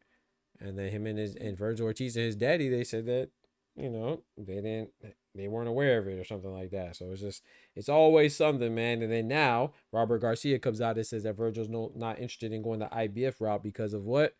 Rhabdo. Oscar and Eric was like, nah, we not doing that. Right. You said rhabdo, Doc? That's what they say, man. They say that's the health issue, man. I'm not making light of it, you know, but yeah, I think we also have to be honest and recognize that it's because he was weight draining himself. It's self-inflicted. Self-inflicted. Thank you, Shaw. It's self-inflicted. You got to be honest. Hey, yo, I told you before, Doc. I personally think I told you before. We was talking. I think I told Ty too. What I think it is with this Virgil and fucking Boots thing. That shit ain't gonna it probably never happened because. Oh really? Because Boots is Eddie Hearn's not a golden ticket, but you like a fake golden ticket or something like that. You know what I mean? Something that you could just put out there and keep like a fish, like a fish net. You know the worm on the fish, and that's what Virgil is. The thing that's their best people. There, I don't think they want to fight. I think they trying to wait out and let somebody else, you know, get beat up or whatever it is. Because they keep. It's the bullshit. It's the Shakur and Tank shit. It's the bullshit. Like so you don't think. So you saying it's on the promoter on Eddie and Oscar? They don't want them to fight. Yeah, I don't think they want them to fight because if they was to fight right now, one of them is out of the game. So I don't think Eddie Hearn believing Boots that much to fight Ortiz, and I don't think Oscar De La Hoya believing him to fight him for real. That's why, because it's too much bullshit. It's too much. Like you done moved up to 154. You're here together again now. Like what's up, man? You keep tangling, and you know what I mean. That's to me. That's a personal opinion. Yeah, that's just my personal opinion. No. I mean, only reason why I would say I think it is gonna happen, and I will wait is because like Boots just got to 154. Now if Virgil go to 160, I ain't gonna lie. Then I'm with you, bro. And the crazy part is that he's even flirting with it, talking about I'll fight Bud at 160. Meanwhile, he didn't fight Bud at 147. He didn't fight Boots at 147. He didn't fight nobody of any consequence. Really, no disrespect to his opponents, but he didn't fight much of any consequence. And you talk about you're gonna fight all these people and talk about moving to 160. But maybe I'm a fool too, Oster. Maybe, but I think it's gonna happen. And I think it kind of has something to do with what Ty said. As far as Zerto and Apataya, I actually think that they're gonna fight on the same card, and that could be wishful thinking of me, but I think that they will fight on the same card. Well, when I say I'm talking about like Virgil versus Boots and Zerto versus Apataya, like maybe it'll be like a 5v5. Like I said, maybe it's just wishful thinking of me. But that's what I hope. Like a Golden Boy, Matchroom 5v5, that'd be fire, dog. So it would upset you if Zerto and Jai fought on the same card but didn't fight each other? That would No. I'm saying that they will fight. I'm saying Zerto and Apataya will fight each other, and Virgil and Boots will fight each other on like a Matchroom versus Golden Boy 5v5.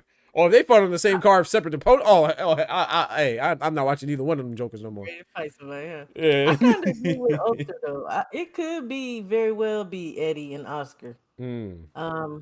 It's kind of funny how this is working out, but what I always notice about Oscar, Oscar always puts it back on the fighter. He's the one who said Virgil wanted 2 easy fights. He's the one who says stuff like, it's on the fighter as to whether or not they want to fight. The fights are there. True. So with Eddie, I can believe it's some BS. With Oscar, sometimes I just don't know. Because when he did say that, Virgil never came out and rebutted it. Come on now. And then Virgil is always quick to come out and make an excuse or say something slick like, look, he's glass. I see through that dude.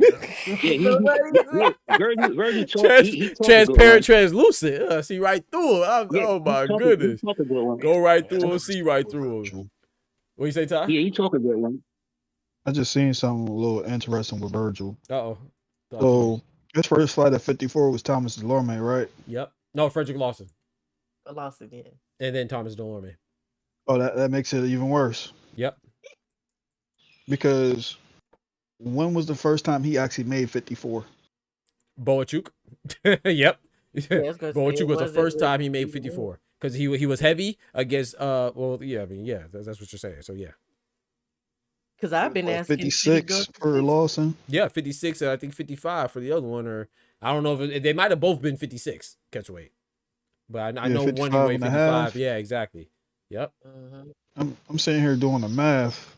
So you telling me that Virgil can't make 164 pounds by 9 a.m. that Saturday morning? Yep, that's what they're saying. That's why he can't go for Bakram.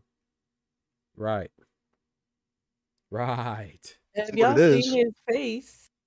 You see it in his face. Do be looking. I'm telling you, I really keep asking this question. Should he just go ahead and be moving up to 60?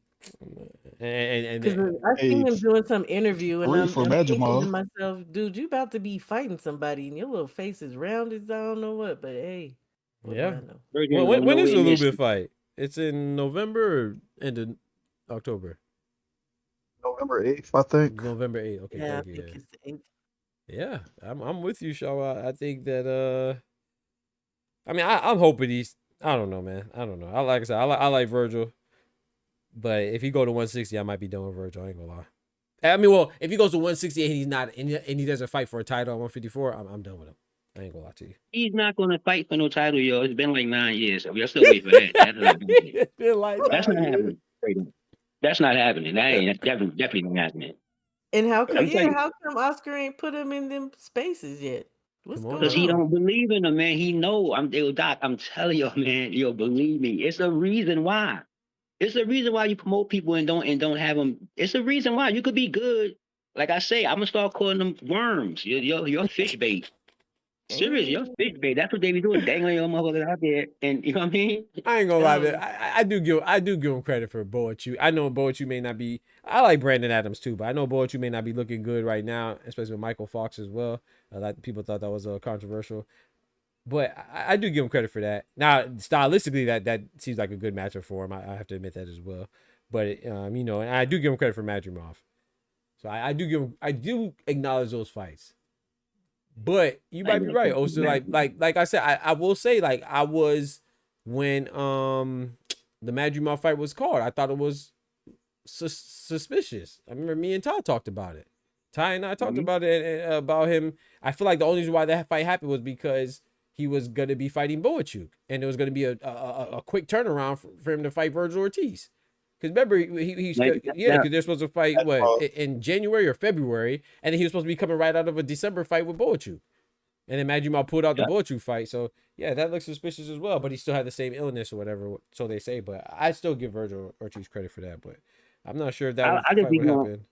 Go ahead. I just be going by their moves, man. Like I just look, because you can't go by what they talk about, because they be lying all the time. So you got to just watch their moves, you know what I mean? Because they do certain things that they can't lie about, because then they're going to try to give you move the goalpost and give you some bullshit. So, I mean, when Eddie Hearns had Madrimov, and it's simple. When he thought Madrimov was really good and all this, and all, this is how easy it can be. He put him right in there with Crawford. You get what I'm saying? It's not that hard. It's not really that hard. But they be doing he don't believe in Boots, and I don't think De La Hoya don't believe. De La Hoya was a fighter. You can understand Eddie Hearns. De La Hoya was a fighter. Why this man didn't get a title fight yet? You was a actual. That's crazy. It just don't make no sense. Yeah. There's no way in the world you can believe in this boy the way you say. You was an actual fighter. It's crazy. Don't make no sense, man. Does he not believe in him? Or I've always said I think he's a nationalist. I think he was making room for Conor to go back down to 47 and do what he wants to do without having to deal with a Boots. Yep, I agree with that. And then now you're at 54. I mean, you got your little interim fight. We're going to let this one slide. But it's going to be incumbent to see what happens after this. What is Eddie going to do after this? Everybody keeps saying Eddie don't make champions, but Eddie absolutely has had champions. So we're just going to have to see what happens after Lima. Yeah, I know. Ortiz better stay his ass at 54. He better not come up to 160. He better not come up here. He better stay at 54. I'm telling you, man. 'Cause he better stay at 54. Ortiz, y'all think it's a joke. All right. They, man. All right. I don't know. I You think, know what's crazy? you think Who who do you said think these beats things? Ortiz at 160? I mean, well, are you saying Yo-yo. Bud? You saying Bud will meet him at 160, or are you saying not to go for Adames or Lara or Janabek? Nah, hell no. Hell no. Ortiz, hell no. Hell fucking no.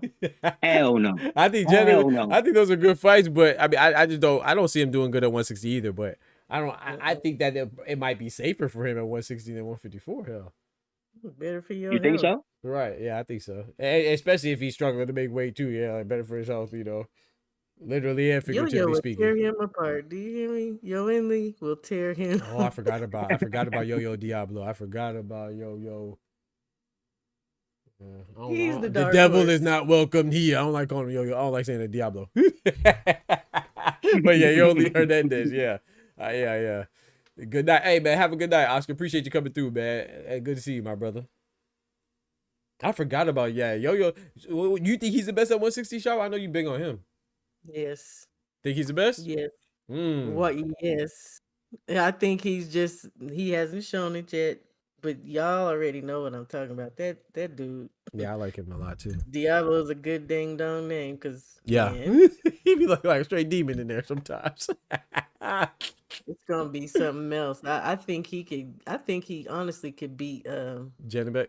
Janabek right now. Ooh, I like that. Now him and Laura will be a good fight, because Yeah. Laura's a little bit different punching. If I'm not mistaken, though, my bad. I mean, cut you off. Go ahead. Sorry. No, that's it. Oh, I was gonna say, if I'm not mistaken, I think he already said he would fight Laura. I know Adames did, but yeah, I think you only the Cuban You're right. Cuban, yeah. I believe I saw an interview where he only said he would But fight her. Adames though, shoot, he could get it. Yeah. Oh, yeah. Hey, that's a good fight. Never That's a good mind. fight. He ain't even trying to do what he's supposed to do. So man, I'm with you on that. I think they should just go ahead and strip both of them fools, Janabek and Adames, man. They both pissed. Like, stop pump faking, man. Like, if y'all not gonna fight, I'm cool. We can make other fights, but stop pump faking, man. I don't even care who's at fault now. Like, just go ahead and strip both of them, man. Take away that IBF and WBO for Janabek. Take away that WBC from Adames. Yeah, because why hasn't Janabek called out Osley's? You feel me? No, Osley's at 68. No, yeah, sorry. 68. 68. That's Yeah. that. Yeah. What's his name? Still, He did say Janabek said he does have another. Well, he claims he has a huge fight announcement coming up. It was supposed to be Bronco. It was supposed to be No. Yeah, he said it again today though. I know. That name better not start with a T and C. I tell you that much. I'm telling you. He better calm down. Yeah. Yeah, it was supposed to be Adames, but he just said it again today. A couple hours ago, he was like, "I have another big fight announcement." So he's see. annoying. Very much so. Very much so. Hey, yo, Doc, you know something? I don't see him as that good though. Janabek or Janabek, I don't see him as that good. I watched I watched a couple of his joints the other day, and I was just looking at him. I was like, I'm gonna put it this way. Mm-hmm. He got to get in there with somebody because the people he is in there with, it just don't make no sense. Like that he was in there like he was shadow boxing or some shit. Like yeah. Tell me Ngama wasn't getting at him, and when they first started that fight, Ngama was getting at him, and then he, the knockout was nasty, but yeah, Ngama Singh, yeah, I liked it. Yeah, you're right though. He was hanging with him at first, His name like Anwell Ngama Singh, I think.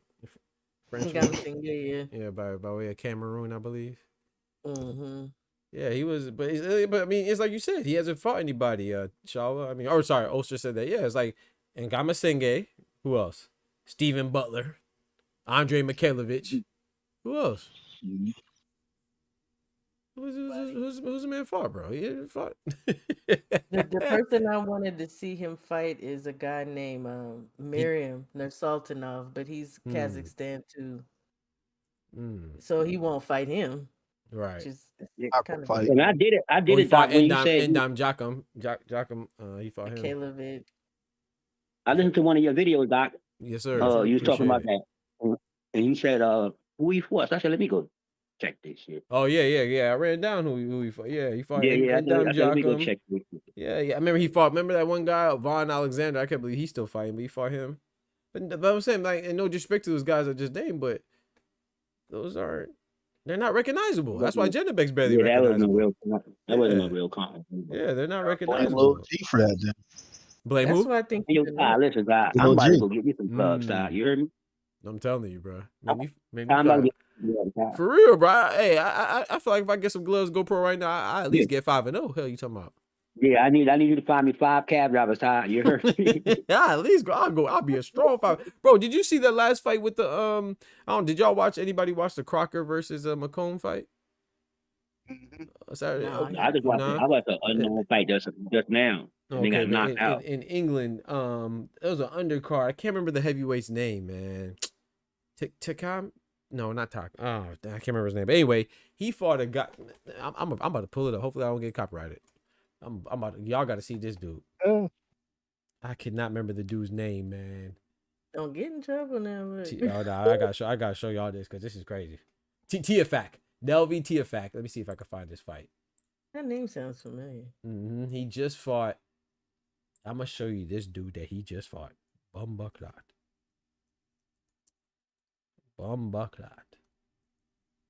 I at least if I could just show y'all a gosh dang still shot. Y'all, I don't even need to show you the fight. I just need to show you this still shot. Tiafak. Who did he just fight, bro? Okay, here it is. Robles. Let me see. I got to. Oh, it's a short. I should be able to show a short. Hope. Look at this dude. And I'm not trying to be disrespectful, but not to be disrespectful, but this guy that he's fighting, Robles. Now let's look at this. Now look at this guy, Nelvi Tiafak.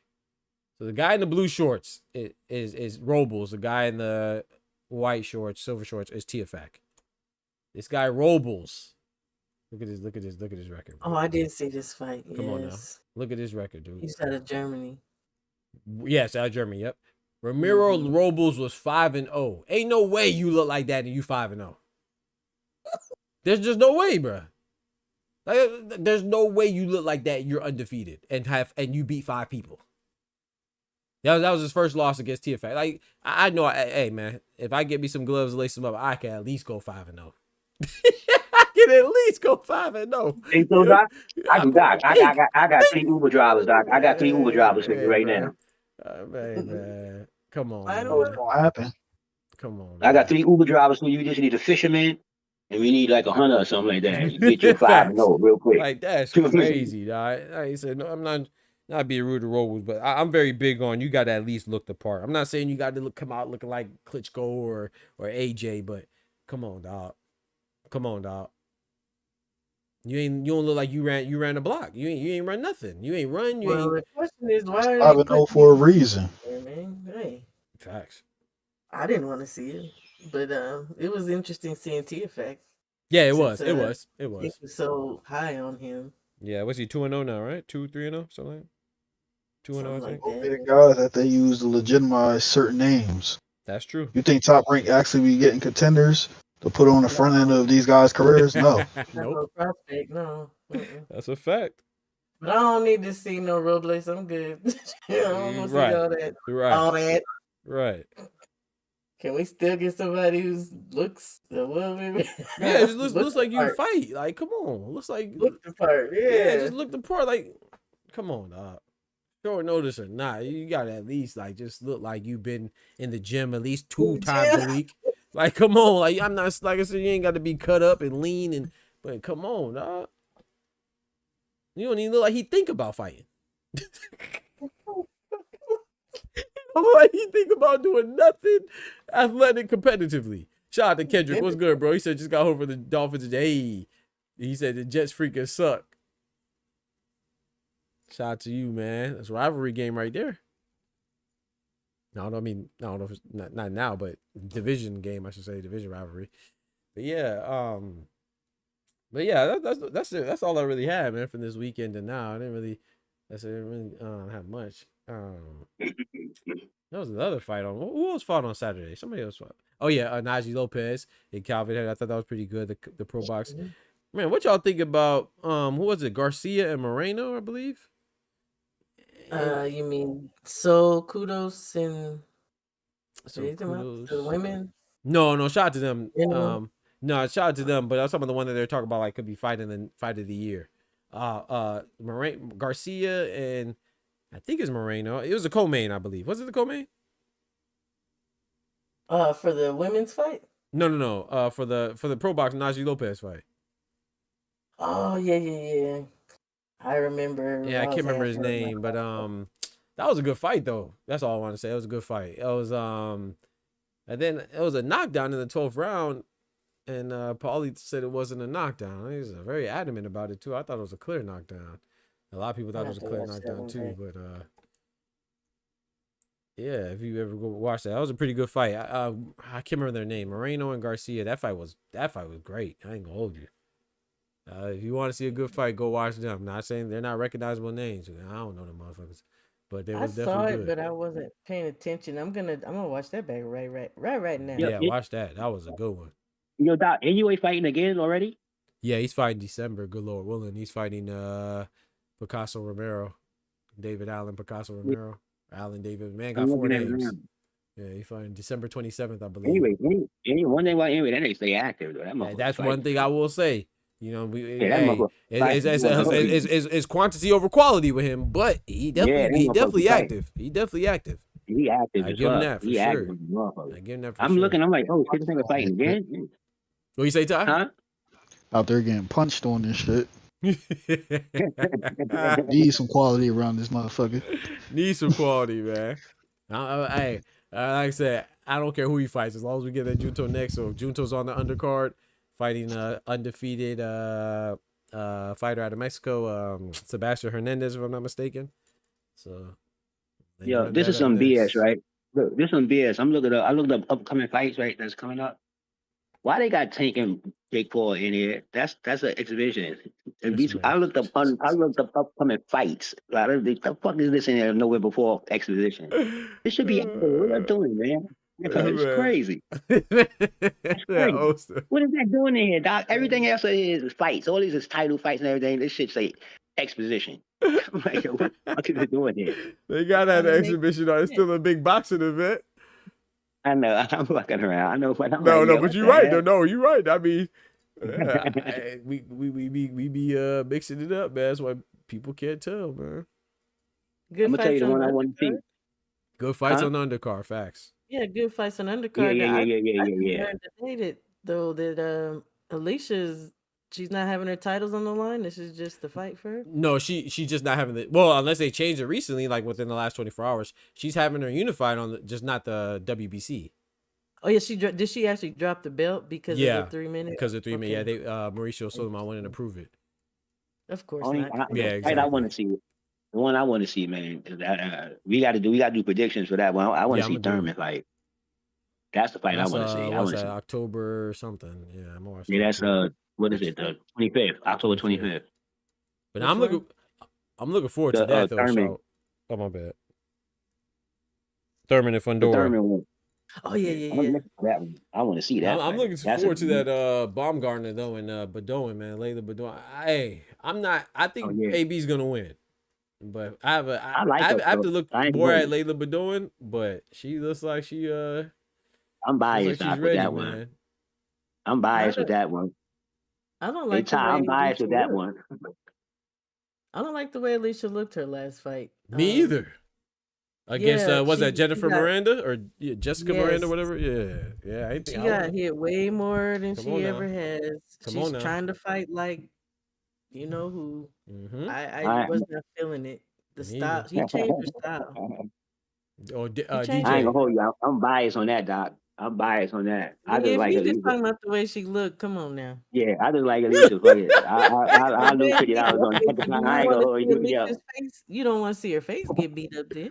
So let's not do that. Get beat up in this I like one. the weigh-in. I like the weigh-in. Yeah. I like the weigh-in. Nah, I'm fucking Nah, no wrong. No, She, you ain't. she No, you pretty. ain't. She pretty. Serious in the mug.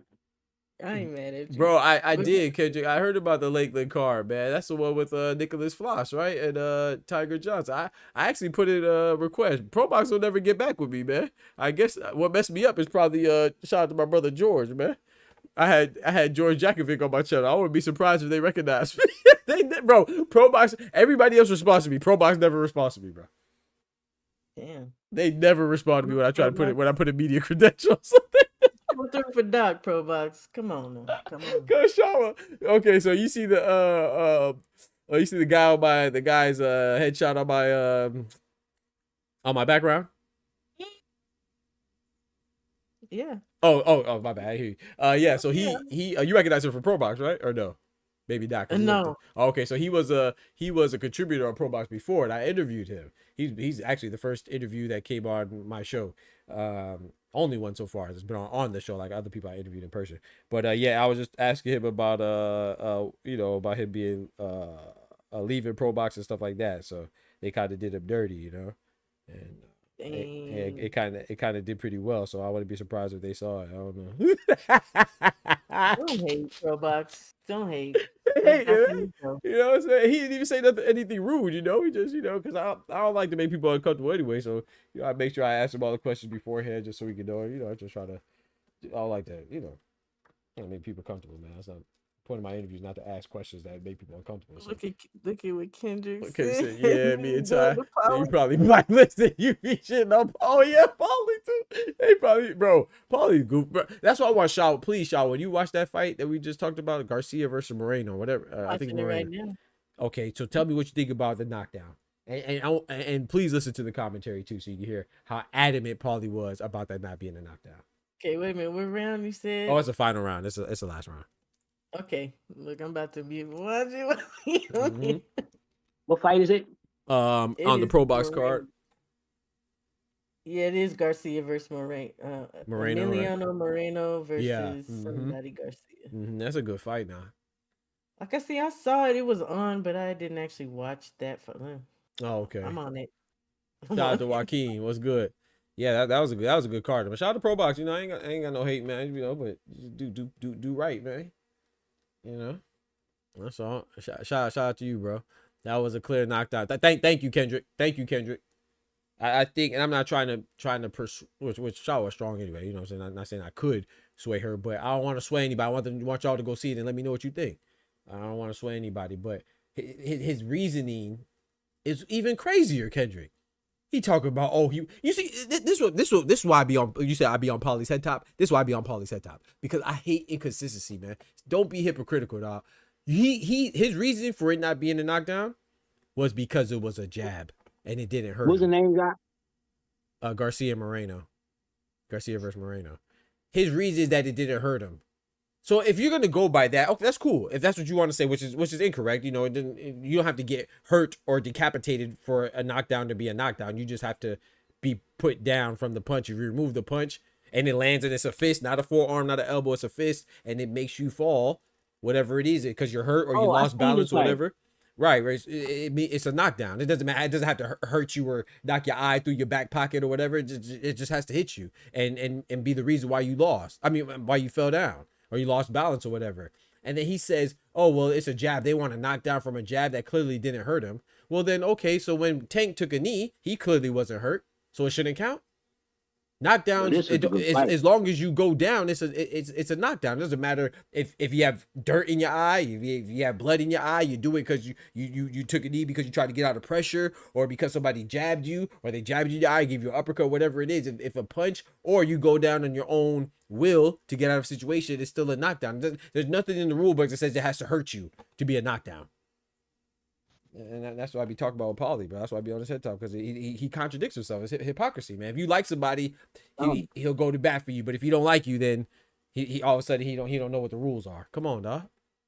But you know what's the funny shit, dog? I watched this fight. This was the other day, right? I literally watched this fight, and I was dozing off at the end. Yeah. Swear to God, I watched the fight. I dozed off. I got up and seen the motherfucker. I dozed off like the 10th, 11th round, because I'm sitting on the computer looking at it on the TV. Hell yeah. That was a good fight, bro. That Bruh, motherfucker great. was It was a good card. You yeah, know, the whole card was pretty good. that was a good fight. Yeah, man. Shout out to Pro Fight Box, remind man. me. That fight remind me of that draw with they just had with Martinez. Oh, Martinez and Billy. That's what I thought of when they said that it was a fight of the year. I said I don't know if it beats Martinez and Billy, but it was a good fight though. It was a good fight though. Yeah, that was a good fight. For sure. Not for nothing, man. Garcia could have lost that. I mean, shit. That I was was surprised. A fight, man. I was surprised. I'm telling you, man. man. To be honest, I was surprised. He was getting fought in the late rounds though. It wasn't like he was. That was a goodie there. Mm-hmm. I was a goodie. I'm gonna have to watch that again. And shout out to what's his name too? I think Shower brought it up too. Clavel. That was they fought in Canada, man. I can't remember what division it was. I want to say it was flyweight, maybe light flyweight, something like that. But shout out to her, man. She got a title. She beat what's her name? Kudos, like Shaw was saying. So Kudos. That was a good fight too. So yeah, we had a couple good fights, but there weren't any high profile fights, but they're pretty good fights this weekend in England, Canada, and America. Those would be the best fights, man. I tell you, those be they remind me of Friday night fights. Those are the best fights. Turn the TV on and just see up there going at it. You be like, yo, hold on. Yep.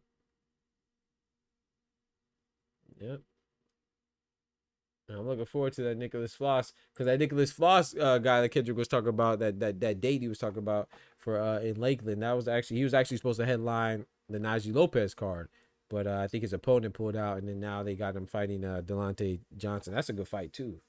That's interesting, man. Delonte Johnson is undefeated. Nicholas Floss, I think he has one loss.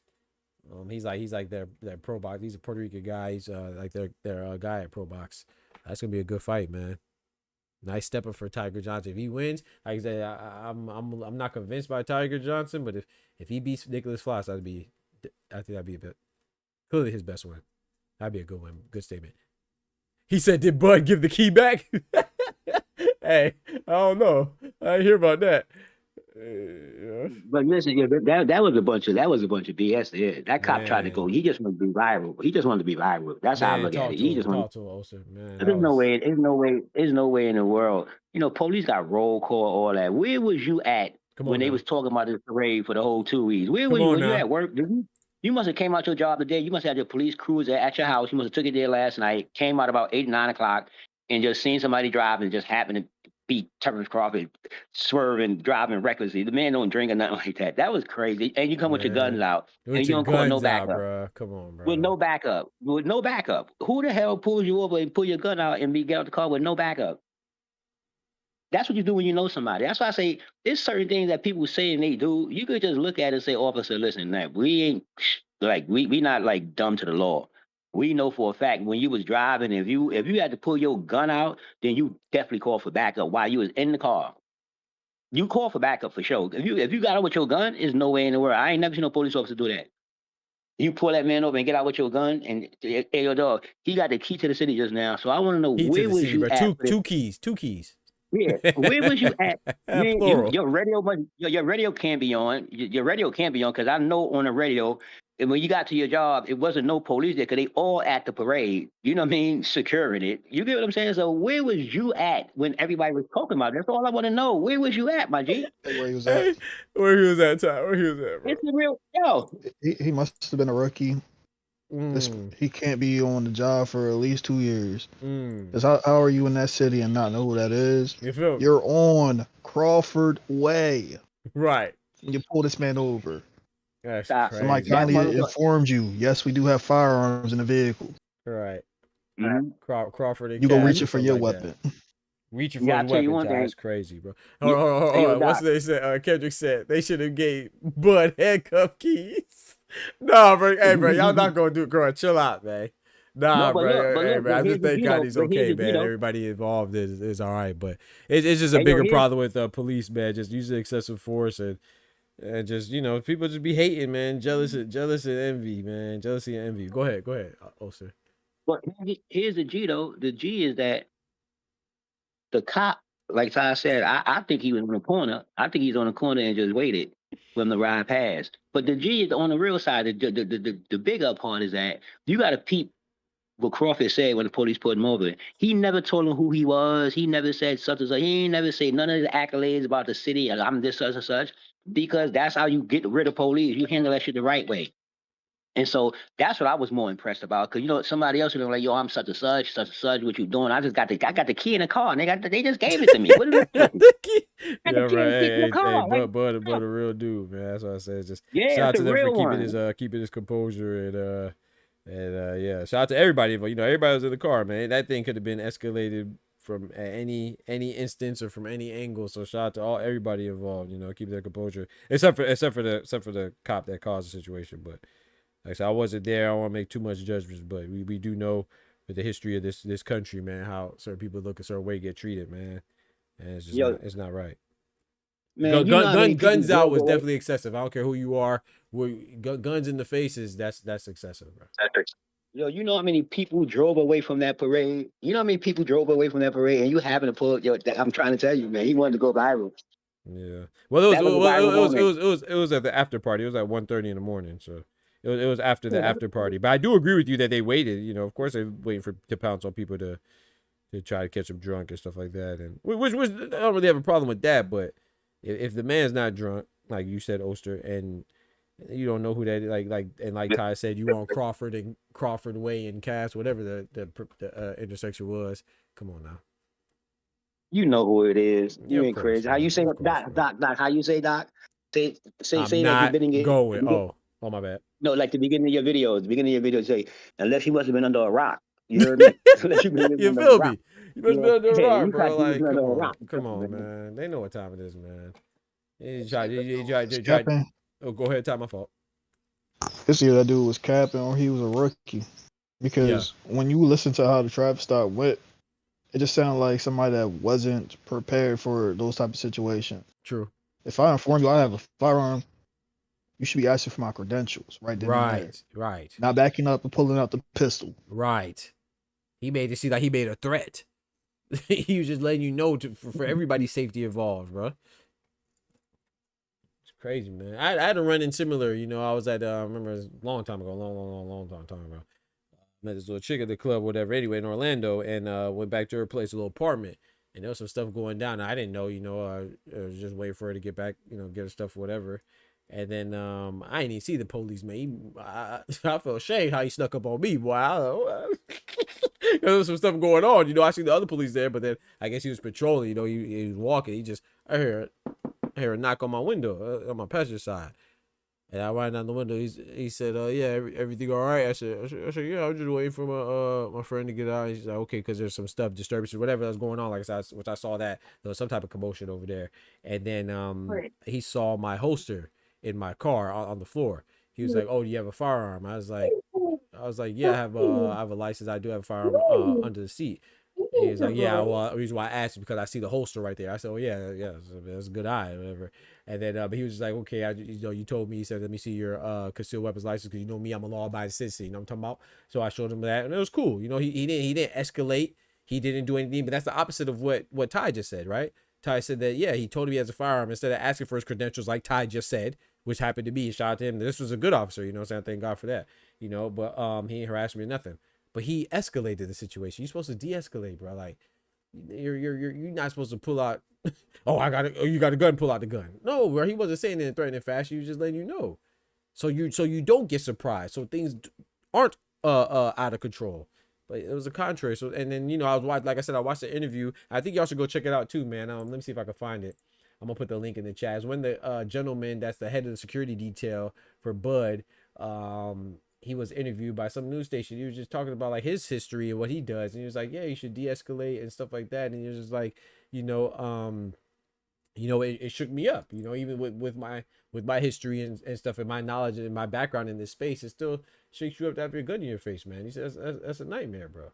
Of course. And like I know people that were victims of police brutality and they didn't do anything. A lot of us do. That's our reality. It's not us being like combative or anything like that. We want to be compliant a lot of times, but a lot of times we know that some officers, unfortunately, some people, and some of them happen to be officers, they go into situations looking to escalate. They're not looking to to have a smooth interaction. They're looking to start some trouble, you know. And if somebody's looking to start some trouble, no matter how calm, no matter how patient, no matter how understanding, no matter how compliant you are, it's probably gonna be some trouble, man. So I just thank God, you know, that it wasn't that for Bud and everybody involved. And I hope nobody has to go through that. But check out this YouTube video right here, and he talks about it. He's like, yeah, man. He said no matter what, we were all calm and patient, but it felt like that officer wanted something to happen. So go check out that link. I put the link there. That's where he's talking to the gentleman that's the head of Crawford Security Detail. He explains the situation from his point of view.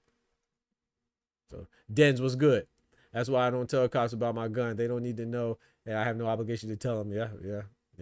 Dude was scared of those hands too. He definitely fought it. You know, pass gas up. You know, that will slip out there. That's crazy. I thought it was another Haney situation. What happened with Haney? In Cali. Oh. He got hit with the gun charge just for them to exonerate his ass. Yeah. He was leaving the club. They pulled him over. He has a driver. So they're hassling him and the security. Well, your name is not on the insurance policy. What? Richard man can't get chauffeured. It's crazy. Oh, we have a firearm. They give the man his credentials. He's like, nah, we all going downtown. Nuts. Because you need a special permit out there in Cali. Yeah. He had that. They just said, nah. And we're going to process y'all guys. Shit crazy. So I have a question. Can you guys hear me? Shavo, yes, yeah. I hear you now. Or if you were talking before, I did not hear you. Oh Lord. Oh no, I just finished watching that fight, and yes, that was legit. Straight left to the Come on dome now. And come on now. Yeah, that was legit. Thank you, Shavo. So you guys are on the Bud thing now. I saw something, and it was saying that when the officer came up, he saw a pistol on his floorboard, though, right? Yeah, that's the initial story. But if you watch that link that I put in there, there's been some contradictory statements from other folks involved. Okay, I'll have to watch that because otherwise, if that's the case, they didn't have to handcuff him. But if an officer sees that on your floor like that, we gotta react. Right. Like that, we look like us. Right. And then that's why when I started off earlier in the beginning of the show, I was like, I don't want to pass any judgment because I'm not there. You know what I'm saying? I'm just speculating, or I'm hearing from the officer's side. He's going to tell his side, and then the people that were involved, like Bud and the other people in the vehicle. So, you know, there's no telling who's the truth. So if you're driving recklessly and you have a firearm on the floor, then, you know, maybe that is protocol, you know, maybe that is protocol. But the way, and this is just me now, when I'm hearing, especially the security detail, you know, he's a guy he's well versed in this realm, right? And so I don't know, he just seems like he was just very articulate and very he elaborated on everything, man. I just felt like that just sounded pretty legit to me. I could be wrong, but his account sounded pretty legit. And from what he says that the police didn't see anything. It was that Bud told him that they had a firearm, like you should do. Like I gave the example when I had the interaction, and I told the police, the police officer actually saw the holster on the ground, and he asked me, and then I told him, I said, yeah, I do have one, and then he asked me for my concealed weapons license and all that stuff, and I showed him, and it was that's no problem. What should have happened, right? Yeah. But again, in a perfect world, that's what should happen. But we still really need to recognize where we are today, what we look like for the most part, and how what's going on in society. These people is ready to jump at. It just is what it is. It is what it is. You ain't lying about that. No matter who you are, but you, me, we need to really be moving with more I don't know, more responsibility. Caution. Careful care for ourselves and our person, because these people want to hurt us. Yep. That's how I feel about this. Either way. Hey, the best cure is prevention. So you're right about that. My bad. Go ahead, Ty. Oh, all I know is Buddy had help with that police report. I'm pretty sure once they confirmed who that was, people went over, you know, the language in that report to make it look copacetic for him. Yeah, that's true. Yeah. Because if he would have wrote it how it actually happened, his ass is being fired. Yeah, that part. And that's the thing too, is like, well, I said earlier as well, to me the bigger issue is like, ideally we're supposed to be able to trust whatever they said. You know, I'm talking about the police officers, you know, but like Shawa said, you know, it's just the times we live in, it's just not like that, you know. And they do lie. And they do, and exactly, of course they do, you know, and that's a sad part of it. Getting their story together, and it happens. Come on now. All the time. Yeah. So even if so, I mean, this guy may still end up getting in trouble because it's Bud, but had it just been you or I, come on now, imagine we gonna be in trouble. Imagine if it was just you or I. I can't. I hate that. I hate that for Bud. I hate that for us, man. Yeah. See, the police officer to the mall cop. He gonna go from police officer to mall cop. That might be worse, man. Somebody definitely gonna get popped. Well, God forbid that, you know. But yeah, I think y'all said it. Shawa said it. Ty said it. Oster said it. I think those are all good points, man. I just think, just gotta be careful too. And the thing, before we say like, oh, he shouldn't have had this or that in his car, we gotta understand too that his security detail was with him. So it was like he's just, you know, and he does have his proper restricts. That's what they said, right, in the report. Everything was clean. That's why nobody was in trouble outside of the little traffic violation that they gave or whatever, the reckless driving or whatever it was. But they had their proper restricts as far as their permits to carry and all that stuff. Security detail was in the car, so it seemed like everything was good. And not to mention too, no, I'm not giving this an excuse, but we got to understand. Let's say he was not in a state that permitted carry, right? The man been shot before, man. So I don't think that there's you got to think about that as well. Like, he might feel like he needs it for his protection. So, and thankfully he has all his paperwork done. So I really don't think Bud did anything wrong. Now, if he was driving recklessly, like they said, then hey, you know, no one's above the law. Now we not saying that, but we just saying that the law should also be a little bit more judicious when they, you know, go towards violent or potentially violent actions, man. You know, you shouldn't, like I said, de-escalate should be the priority, not escalate. You don't need excessive violence, man. But, right. Let me ask you this then, Doc. So, I mean, my husband used to be an officer. So, okay, if you see the weapon, do you feel a way about him pulling his weapon on him?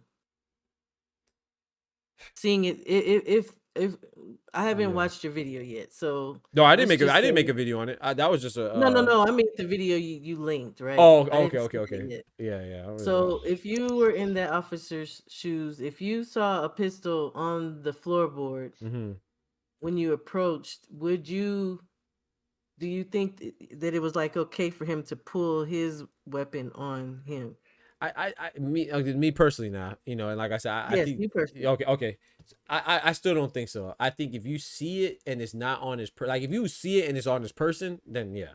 But if you see it and it's on, that means you already have sight of it. So you kind of have the advantage at that point still. So I would say maybe have your hand on your weapon as an officer, but I think to pull it out on him, even if you see it, is like, I don't know. But, you know, people can react fast. You know, hey, man, he might be like, gosh dang, quick drawing. I don't know. So, I don't know. You know, I don't want to condemn in that. But me, I would say I still don't think you should draw. And if you have it draw, like maybe have it out. But they said they had it in their face. It's like, gosh. You know, that I don't like. Yeah, like in their face. Catch-22. My thing is, it's not us that are shooting these officers. We're not the ones out here doing that. So, but we are the ones that are the poster children supposedly for doing it. Yep. So I don't like it being in his face. I'm totally with you. Put your hand on yours and say, sir, I see, you know, a weapon on your floor. Do you have papers for it? But it's like they just can't be right. So even if you just had him get out of the car, even all the handcuffing, none of that stuff was necessary to me. It's like they just really do too much. Yeah. Just to make them, and I hate to say this because I try to give people the benefit of the doubt, be a glass half full type person, optimistic, but it just feels like Ty said, not even a couple of hours or whatever, however many hours it was before they shut down the city for this bad parade, like it just feels like it's just a case of somebody trying to quote unquote humble somebody. You know what I'm saying? Like, oh, you got all this, you think you can't be, you know what I'm saying? Like, I hope that's not it. I hope I'm wrong. Like I said, if he's driving recklessly, they do that. But then even the extra stuff, like that part is just like, gosh, Lee, man, this man, it just feels like, I don't know. Like I said, hopefully I'm wrong. It's just like, and hopefully it's like Tyson. Maybe it's just an inexperienced officer. Maybe, I don't know. It just seemed I like don't think lack of I awareness think and they're gonna find ignorance. it ain't. Yeah, I think so too. And upon that investigation, I think they're gonna find the contrary. I agree with you. Yeah, and I think you're right, Ty. I think it's the ignorance and just lack of awareness, man. You just gotta be careful, bro. Like, Next thing is, what's that department's policy? Mm. Because I don't know anywhere. They said he visually saw a gun on the floorboard. Mm. So is that like on the floor in the back seat, on the floor in the passenger side? Like, Yeah, I'm assuming the floor what's on the the context passenger on it? side. Yeah, I don't know. I'm just guessing. I just assumed on the passenger side, but I don't know.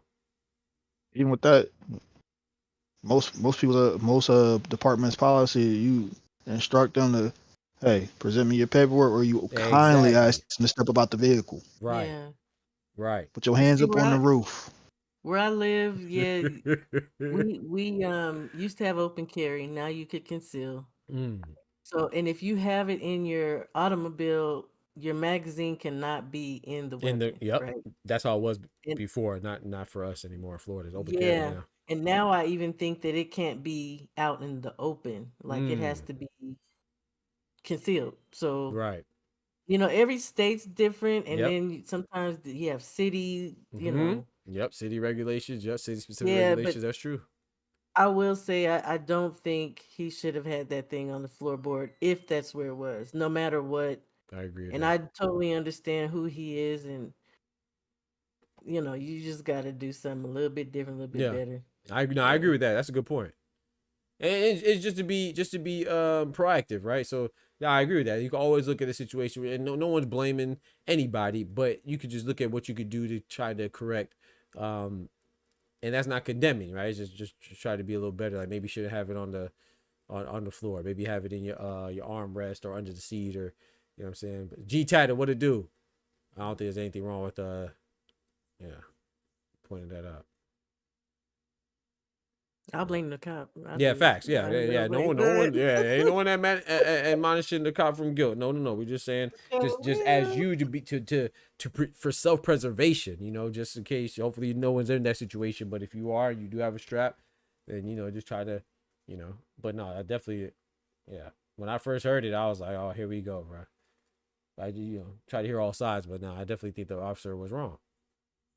You're definitely wrong. I'm reading it now. Yeah, for somebody who wasn't there, I wasn't there, but from what I've seen, I don't like to make flash judgments, but I'm gonna tell you off rip. When I first heard that, I thought the cop was wrong. I ain't gonna hold you, but I did my research and it just reinforced what I already initially thought. But that's why I make a video on it, because I don't know. I don't really like talk about that stuff, the extracurricular stuff. But I do think it's important because it does raise awareness too. So I gotta work on that as well myself. Everything pops up almost instantly within range. Yeah, that's true. Like I said, I do implore anybody go watch that link, because, like I said, his account just sounds legit, man. And I think Shawwa, you just said put your hands on the roof, right? Or was that Ty? Like I said, they would instruct you to put your hands on the roof. When you all said that, I think it was Ty. And that's what you step about. Right. And put that's your what hands on the roof.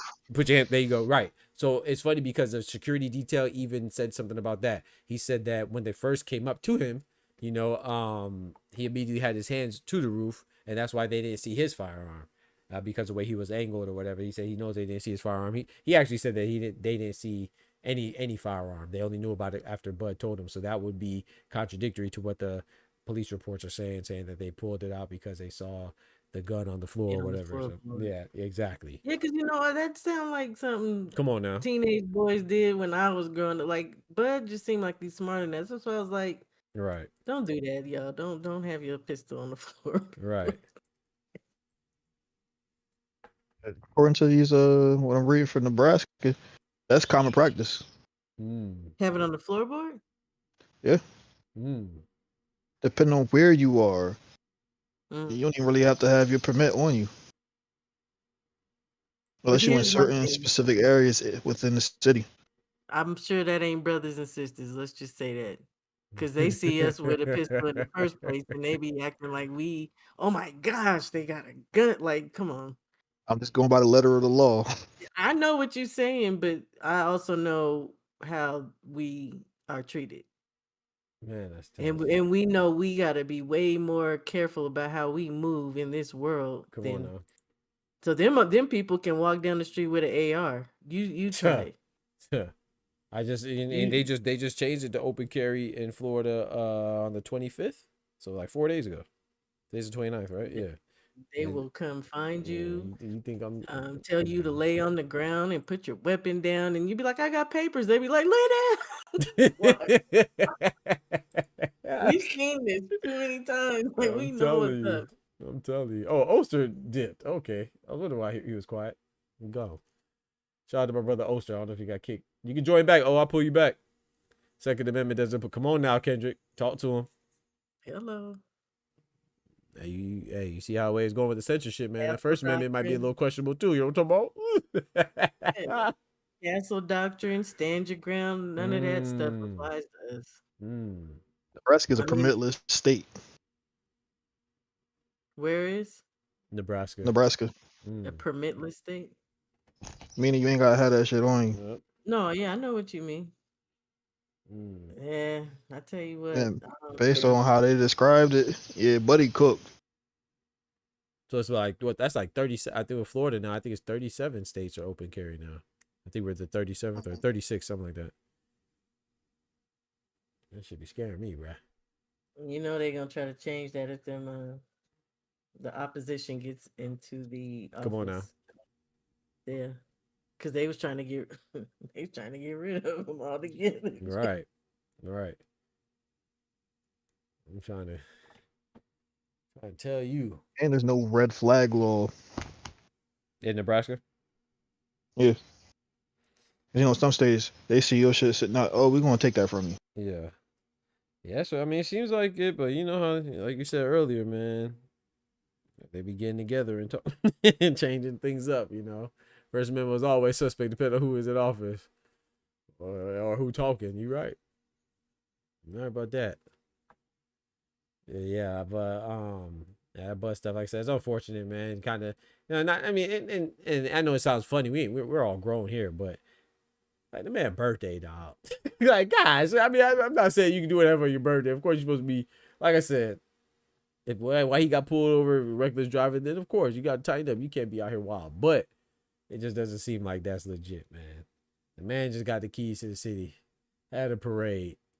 It's his birthday, and he gets guns in his face in his own city, man. Like, guys, leave, bro. Ain't no love in the city, man. It's catch-22. Make sure you have other levels of defense first. Make sure it's your last resort. Talk to him, Dub.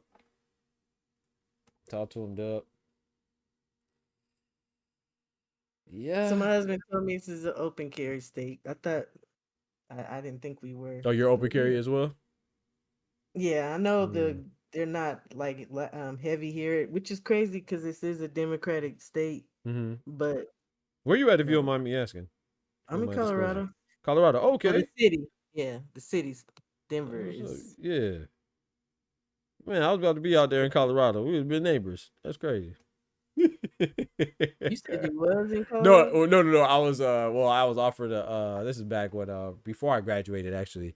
I was offered a job to teach at the University of Colorado Boulder. Oh yeah. Up there with them bratty kids, right? Yeah, but right out there with Deion Sanders. Ain't that crazy, man? I should, you know what I'm talking about? Well, I wasn't ready to commit in the timeline they wanted me to. I also got out there to what's it called in Michigan? Ann Arbor. Michigan State. Is that Michigan? Which one's in Ann Arbor? Michigan University of Michigan. UM. Yeah, UM. Michigan State's in somewhere else. Yeah, UM. Yeah, Ann Arbor. So So that was before I graduated though, but I didn't think I wanted to go in academia at that time. That's why. No, I like Colorado though. Colorado nice. That's what's up. Watch out for them Cougars. It is. It is, but I'm tired. Especially that snow. I'm tired. Oh yeah. See, I'm in Florida, so I love it. I know. I was born there. Oh really? Yes. Oh, that's what's up. I didn't know that. That's what's up. Eglin Air Force Base. Okay. That's what's up. What's up, man? Did you talk about the Canelo's emergency elbow up? Yes, ma'am, sure did. Well, let's talk about it again though. I was I don't mind it, you know. I think I'm just annoyed already preemptively about what I'm gonna hear about it. You know, I'm gonna hear, you know, they're gonna take away from Bud's win, and you know, I told you something was wrong with Canelo. That's the stuff I'm not excited about hearing. And I'm, you know, I had Canelo winning. I mean, well, going in, you know what I'm saying? I thought Canelo was gonna win, and I like Canelo and stuff like that, but I'm just not for taking away people credit. Like, gosh, Lee. Canelo didn't. Yeah, and Canelo, and that's why I look. Canelo did take away no credit. So it's gonna come from the fans, though. You know, it's gonna come from the goofies. Homewrecker, we see you. You really don't have to keep saying that. Nobody cares. That's sick. Just saying. Yeah, what did he say? He said they was trying to. I actually did. I appreciate it. I definitely did. He said they're trying to like. Yeah, you wildin'. You wildin'. He said. Call his lawyer. You say who's the call his lawyer? I'm saying here reading their policy and all that. It look like he got a case against Douglas County. Go. Quick work. That's that quick work. Hey, England Air Force. That's what's up, though. Yeah, that's what I was in Tallahassee, so I wasn't too far from me. I actually had to work on a project that was sponsored by England Air Force Base. I remember that. And, did he perform any sobriety tests? Did he check the motor skills? Vinny by? I don't know. No, he didn't take him away. Like, he ended up uncuffing him and he was able to go along his way, right? From my understanding, yes. Yeah, I don't think he wasn't detained or brought to the station. It's a whole chain of events before he was supposed to pull that pistol. Come on now. That's what I'm alluding to. All right. Ben Crump gonna pull up. Hey, Benjamin Crump. It ain't no cold individual, so I don't think he will. You know what they call Ben Crump? Yep. The chaser, so ain't nobody gone. Ain't nobody gone. Oh, I like how you put that, a cold individual. Ain't no cold individual. Yeah, it's funny about the words you can use on here. So yeah. I don't be knowing either until, you know, they didn't clap me. Since somebody said clap earlier, Mr. Homework or whatever. Yeah, I think. I was about to say something crazy, Doc. I'm gonna go on mute. The clap state. Yeah, we gonna pause that. Yo, buddy in Jacksonville. Yep. That was hype at Extra Joe. I almost forgot this was Dr. Bob's channel. Thought it was her channel the way she responded. That was hype at Extra Joe. I almost forgot this was Dr. Channel. I don't know what you're saying. Talk about because what Shaw was it? Huh? He from Philly saying that Mad Joe, Extra Joe. Somebody being somebody. Okay, I understand now. That was hype at Extra. I almost forgot this was Dr. Box's channel. Thought it was her channel. I mean, hey, she on the panel. It's their channel. You feel me? I don't think that what she said was extra. They repeating what they said. What they said wasn't that funny. What was hyping Extra? I don't know. I'm assuming they talking about when you told him to chill or something like that. I don't see what's wrong with that. Yeah. Art said you Joe as shit. Which I didn't even know what that meant until time. So what's that mean? Extra hype, huh? That sounds like that must be your second account. That's your alternate account, Arch? Nobody blocked. fights. I don't know what they Nobody need to say. timed out. Nobody blocked. Shaw, you ain't do nothing wrong. Please keep. I tell you what. Yeah, keep it going. I appreciate it. I really The didn't things see it. that people said made me. Then Sweet you know, soul. hey, they don't. I don't care what the hell Arch thinks about me. People crazy. People crazy. Man. Always got Okay. something to say about something. You got the right. It's okay. You came here using unk lingo. But yeah, was gonna ask you about what fight y'all looking up forward to next? On a lighter note, because I think October, of course, we have the Fedora Thurman, Boots Lima. We got the phenomenal card in November. Who's that? Benavidez Yard. Wow, Haney Norman. That far out. We can go to this weekend. Shoot. What's this weekend? What's this weekend? I know we have Brandon Glanton and what's the name? That's Wednesday. Grant. Yeah, that's Wednesday. Marcus Brown in Nigeria. Big up Nigeria.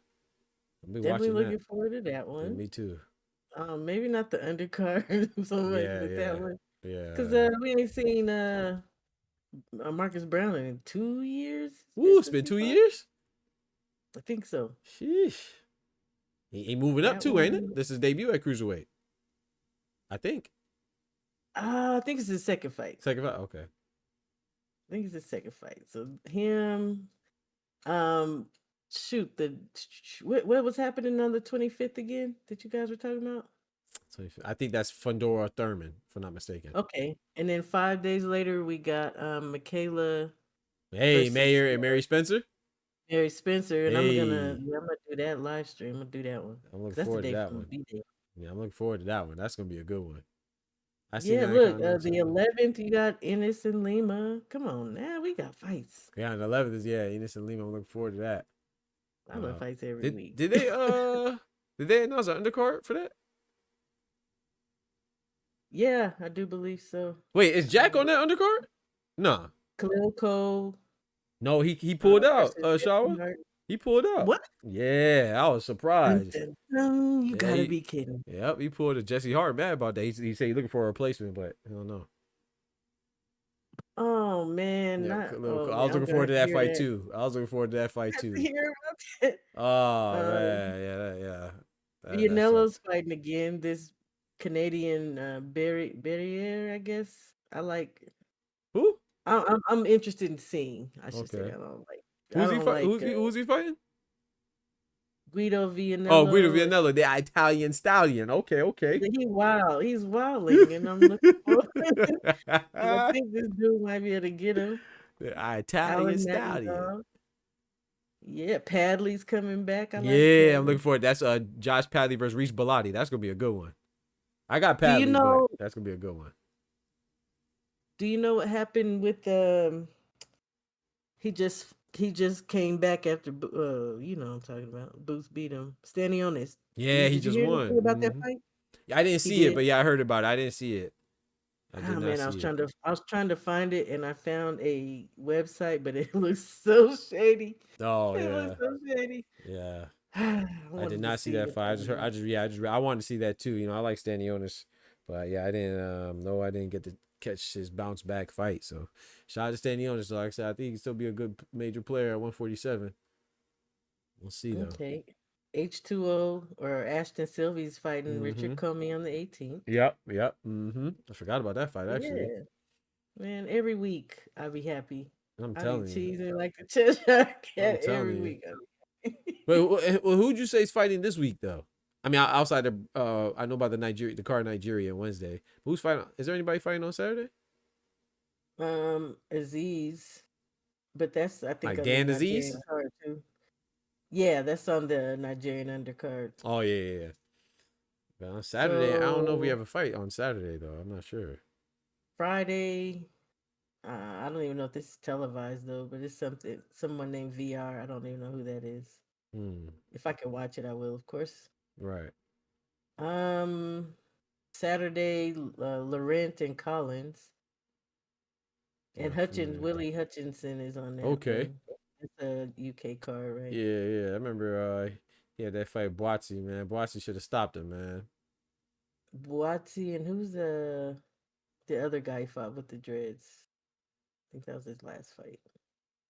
Shout out to G Tatted. What's good? Thank you, bro. Yeah, probably a troll. Said, imagine trying to hide or time out, but you can't. Shaking my head. Who's trying to hide or time you out, but you can't? Who can't time you out? Who? Ty? Ty's a bot. Everybody is a bot. Who? We don't time you out not because we can't. We don't time you out because it's not worth the time. Nobody even cares. Right. No one cares. It's like... Run through all your little extra. Nobody's even paying you no attention. It's right. weirdness. And that's the crazy part is that people go out their way to get attention. You can just be cool. I'll just be cool. He Joe. Well, thank you, Todd. He Joe's. I gotta start using that. Cecilia Breakers. Oh, who's she fighting? This funny looking lady, Cozen. I forgot Cozen's first name. Ooh, that's a funny looking woman. Emma Cozen. Emma Cozen. Yeah. I know who you're talking about.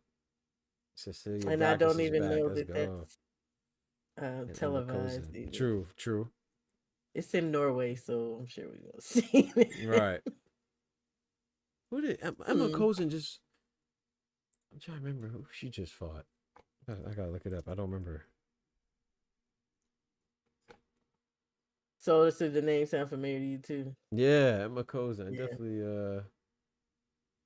Like I just saw her fight, but. Oh no, I see. Nah, I didn't because her last fight was against Hannah Rankin in 2023. So I'm confusing with somebody else. Oh my First, I was thinking of was more recent than that. So I could have saw that fight, but I was thinking of somebody more recent. So she definitely fits the description that you said. Maybe she definitely funny looking boy. No disrespect, but of course, yeah. So I see she fought close to shit. I'm sure I seen that. I don't think I missed. I'm still in shock about Khalil Cole. What the heck? Yeah, that hurt. I was looking forward to that fight. I actually had him too. I thought he was gonna win, but I thought so as well. I was in a little argument last night about him and Najee Lopez. Oh, I know. Yeah, I know you rock with Najee. I don't know, Shaw. I'm gonna need some help on that one because he looked good last night. No, not last night, but Saturday night. But I don't know. I'm just not sold. I feel like I had nothing to critique on that. That performance was good, but he needs one of them fights. You right? Yeah. I just need to see it just a little more. But I do like I do like him though. Definitely a guy that I look forward to seeing. Hey, he had me scared though, Shaw. When you see who we had with him. Oh yes, yeah, man. Oh Lord! I was highly pissed. Like, why is Berlangula in there? Hey, you know Berlanga's my guy. I rock with Berlanga, man. I don't like some of the words he be saying. He says a little bit too much. I know it's a New York thing, but that just get on my nerves. I have to be honest. What's the name? Berlanga. I like him though, man. I like him, but I was nervous when I saw him in there. I said, "Oh Lord." I said, "Oh Lord, he might be in trouble." Don't let it rub off. You gotta watch the people you have. You feel me? I will say this though, Berlanga definitely show out for his for his people. Right, there you go. Yep, the fellow Puerto Ricans or people he rock with. Not even just Puerto Rican. You know, he be there for Richard Hitchens as well, and I got to give him that. You know? I didn't say, but I said Berlangula, like as in bite langa.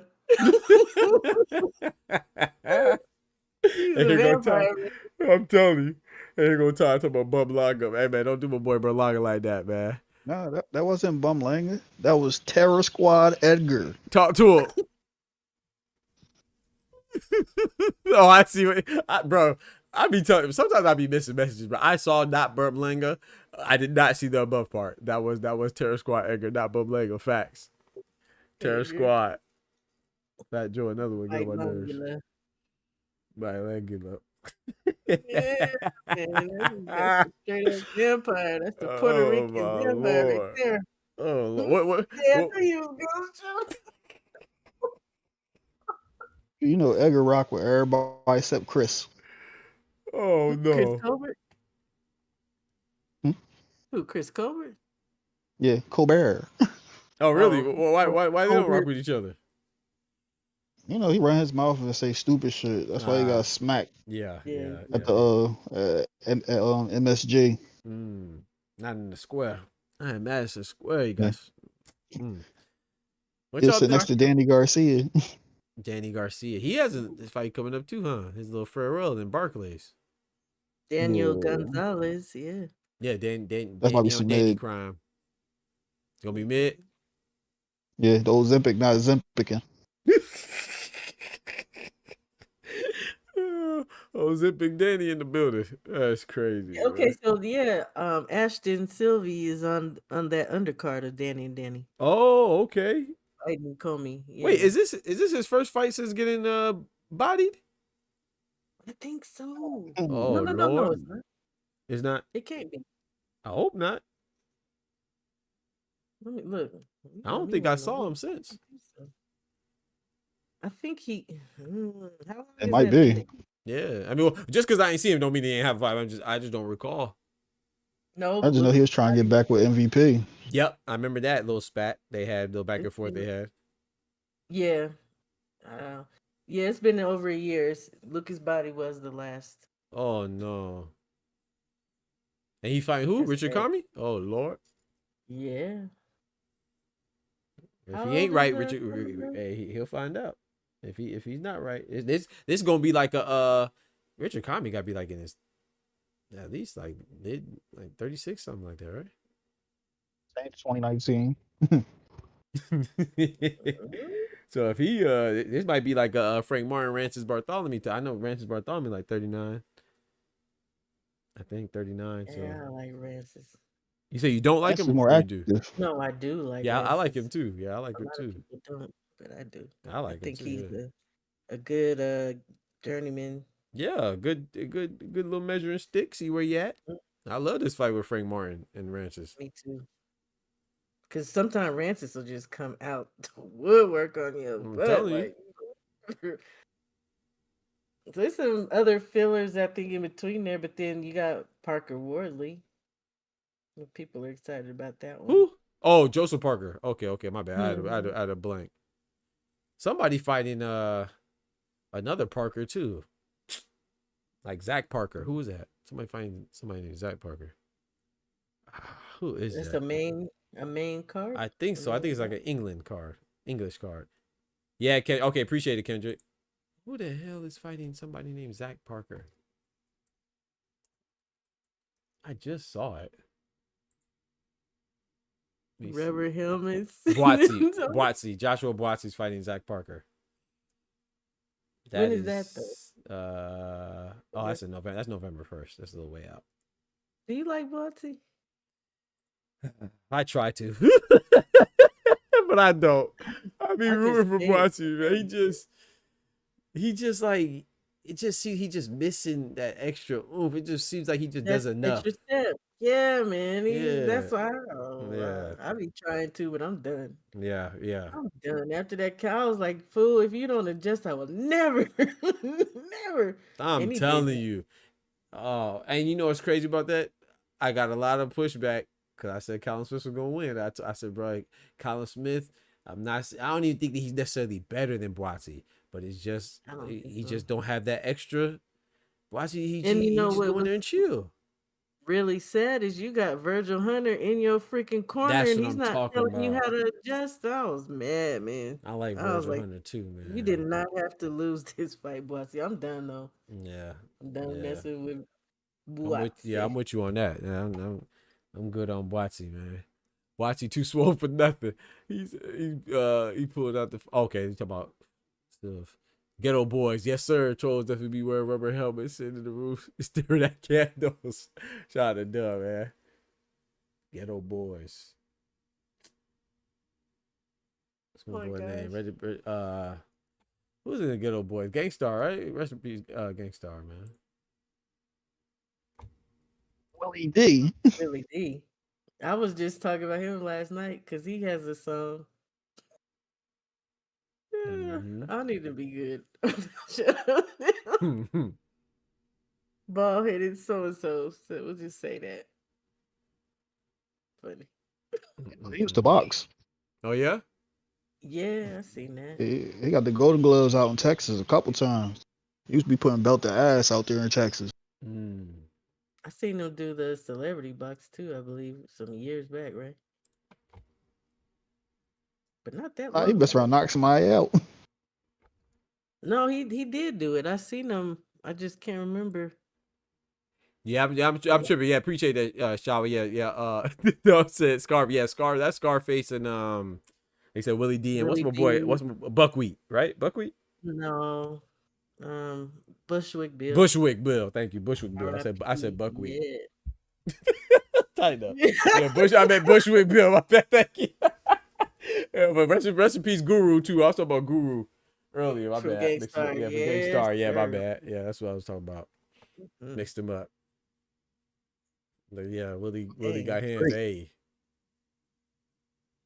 But yeah, man, I think yeah, Boise, I'm not going with Boise anymore. But I still I like Virgil Hunter, you know, back with Andre and I'm saying so. Yeah, I ain't mad at But that. I'm just saying it's Boise, yeah. upsetting to watch Watsy do I'm that. telling you, you and just saying he could do Virgil so as much well. more. Absolutely. Who you have who you have in I think you mentioned Wardley and Parker, right? Who you have? Who do y'all have? Excuse me, Shava and Ty. Go ahead, Ty, because The names again? Joseph Parker and Fabio Wardley. Buckwheat is crazy. I know. I said Buckwheat. I'm gonna say Bushwick Bill, bro. I said Buckwheat. Bro, God forgive me, bro. I ain't mean to say that, bro. Hey, man. I can't even blame that on nothing either. You know, I'm pretty good with names, bro. Sometimes I just, players mess up You too, like the man. I just Texas messed boys up, ain't bro. in here. You feel me? That boy White Prescott would have been on your ass. On my head top, bro. yeah, that's all I was like, Bush. But I got Joseph Parker Hey. winning every round until he gets knocked the fuck out. Ooh, we pulling the Justice Hooney? Yeah. Hey. I don't know, man. Hey, I kind of feel like that too. I'm not gonna lie, but I don't know. Go ahead. What you think, Shawa? Same. Same? Oh shoot, Yeah, I see it just going like the Hooney fight. Mm. Parker outboxing him. But the thing is, Worley got a chin. Yeah. Yeah. Got a chin. So, but he also got that equalizer. So I don't Yeah. know how Parker's gonna fare against that dang right. That's true. Yeah. Yeah. Since we seen him get sat on his ass. Now, yeah, multiple times, right? Joe Joyce and most recently who? Zhang, right? Zhang twice. Shit, AJ sat him on his ass too. Yep. Did oh, you said Joe Joyce. You said Juggernaut, so Yeah. Oh yeah, Juggernaut stopped him. AJ dropped him, didn't stop him, but he dropped him, and then Zhang dropped him twice. I mean, Parker won majority How long decision. has it been since he last fought? He just fought Bacoli, remember? If you want to count that. Yeah, not really, but yeah. Exactly. Exactly. AJ one should have been a stoppage. Which one should have been a stoppage? AJ, because Parker got extra time on like a technicality. The ref was so concerned about AJ not corner start his count. Ridiculousness. Freaking ridiculous. I think we might see Parker do what he did against Bacoli and even employ some of the tactics because he came in heavier when he thought he was fighting Triple D. Yep.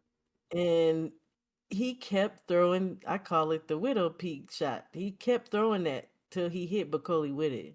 Because it's an equilibrium shot. So I think we might possibly see that. Hey. That might be his new ting ting. Let me get you up out of here with you in the forehead. Let me find out. Let me find out. Hey, I'm trying to see something. Right. What's my boy? His trainer, Andy Lee. Andy Lee might have him on the, like you said, the new Ting Tings. We'll see. Them special raps. Hey. Yeah.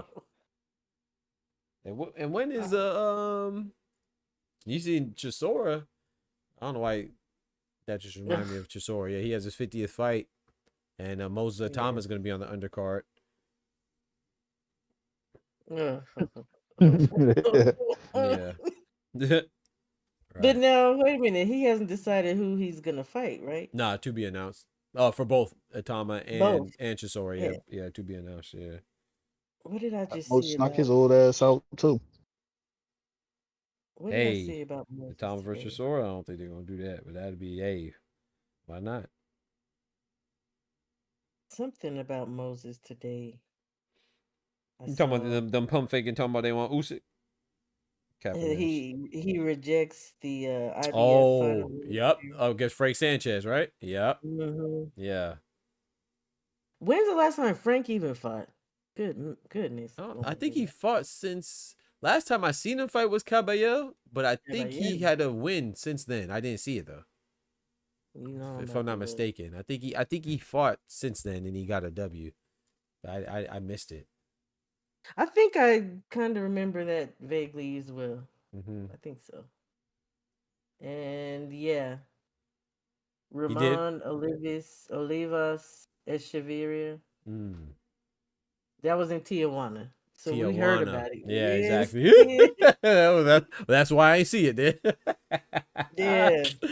Oh, that's why I see it there.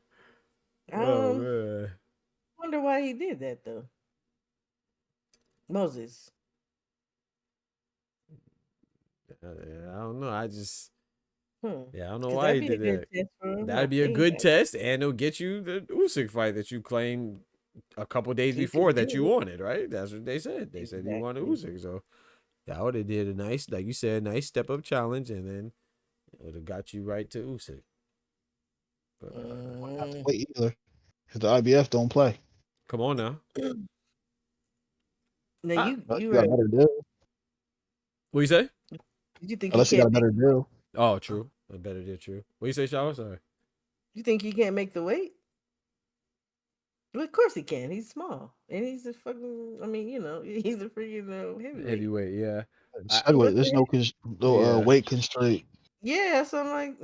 Yeah, I don't know what it is for the IB. I don't know, like I said, like Ty said, maybe it's a better deal. I don't want to say he's ducking Frank Sanchez or something like that, but no, it just seems weird. It just seems weird that a couple of days before, you and Ben Davis in particular, that's who said it. He was like, "Oh, we'll take Usyk, and we'll take Usyk next if it's a possibility," and then. Yeah, Toma's been tuning up too. They're talking about who he can be, and so like, hey, get in line, sucker. Okay, right. Leave it alone. I agree. Ben Davidson, you 0-3 against Usyk. Dang, he is, huh? 0-3 or 0-2? Who's the third one? He got a fighter at cruiserweight. Ah. 0-3. Yeah, you better leave Usyk alone. That's like Eddie Hearn. Eddie Hearn against Bud, like, what's up? 0-5. Something wild like that. Oh yeah, that night on the 5 versus 5. That was. Oh yeah. Well, I'll say 0-5, particularly against Bud. Matchroom fighters against Bud, but you're right. That 0-5 with Frank Warren was nasty. That's why I said Eddie may not want to do the 5v5s anymore, man. They smoked him. Oh, washed him on. He ain't win one. Sheesh. Nick Ball beat Ray Ford.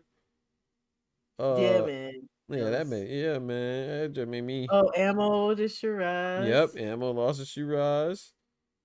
Who else? I know I'm missing some. Willie Hutchinson. No. Yeah, Willie Hutchinson beat Craig Spider Richards, right? That was it too. Yeah, Craig. That's who I was talking about earlier too. We was talking about Hutchinson. Ah, okay. And then Zhang and Wilder, right?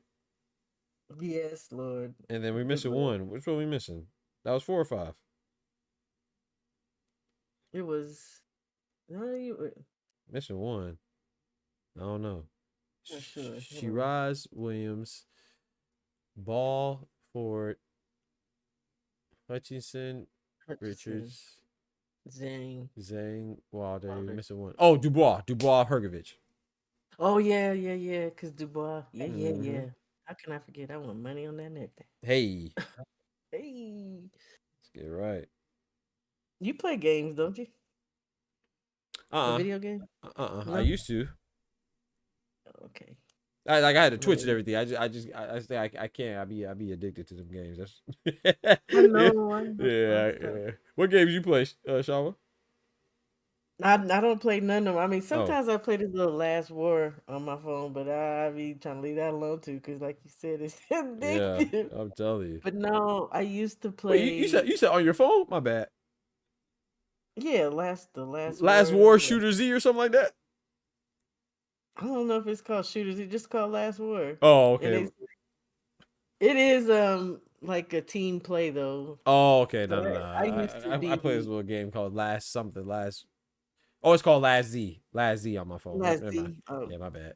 I Last used Z to be shooter. a big time gamer, like with World of Warcraft and. Okay. Oh my gosh, that was such a time sink. I'm telling you. Yeah, I used to be heavy on the 2K. 2K, Madden, Call of Duty, Tekken. I'm telling you, man. Yeah, Kendrick. I got it on my computer too, but I definitely don't pull that up because I'll be stuck. Yeah. Kendrick got all the game. My boy Kendrick a gamer. He said you on Last One? I'm playing right now. My boy Kendrick. That boy in the city. What is this? He in the city. I'm about to pull up. This man, look at this man. I be forgetting, bro. I always be forgetting time be gaming too. I always be forgetting. Oh my gosh, too. Yes. Okay, well, Turkey and his guys bought out EA and EA Sports. Yes. Yep. The reason why I know that is because I know they would just went private because my partner, he an engineer for EA. Yeah, I don't like that, man. Yeah, hey, Saudi money going crazy now. It's going nuts. Like you got your hand everywhere. Get your hand out of here. Everywhere. Get your hand out of there. Yep. But yo, I'm about to go ahead and call it. You brought up I wanted to talk about the Zuffa boxing stuff too, and I gotta go take my dog outside and stuff like that, and we talk about it next show or something like that. But what you think about that though? If about the way Dana White trying to make sense he not gonna work with anybody, and he thinking bigger than everybody else. Like, bro, like shut up, bro. He's gonna change the dynamics of the ring and this and that. Yeah, it's like I'm not even mad at his shot. Yeah, as long as it's over there, okay.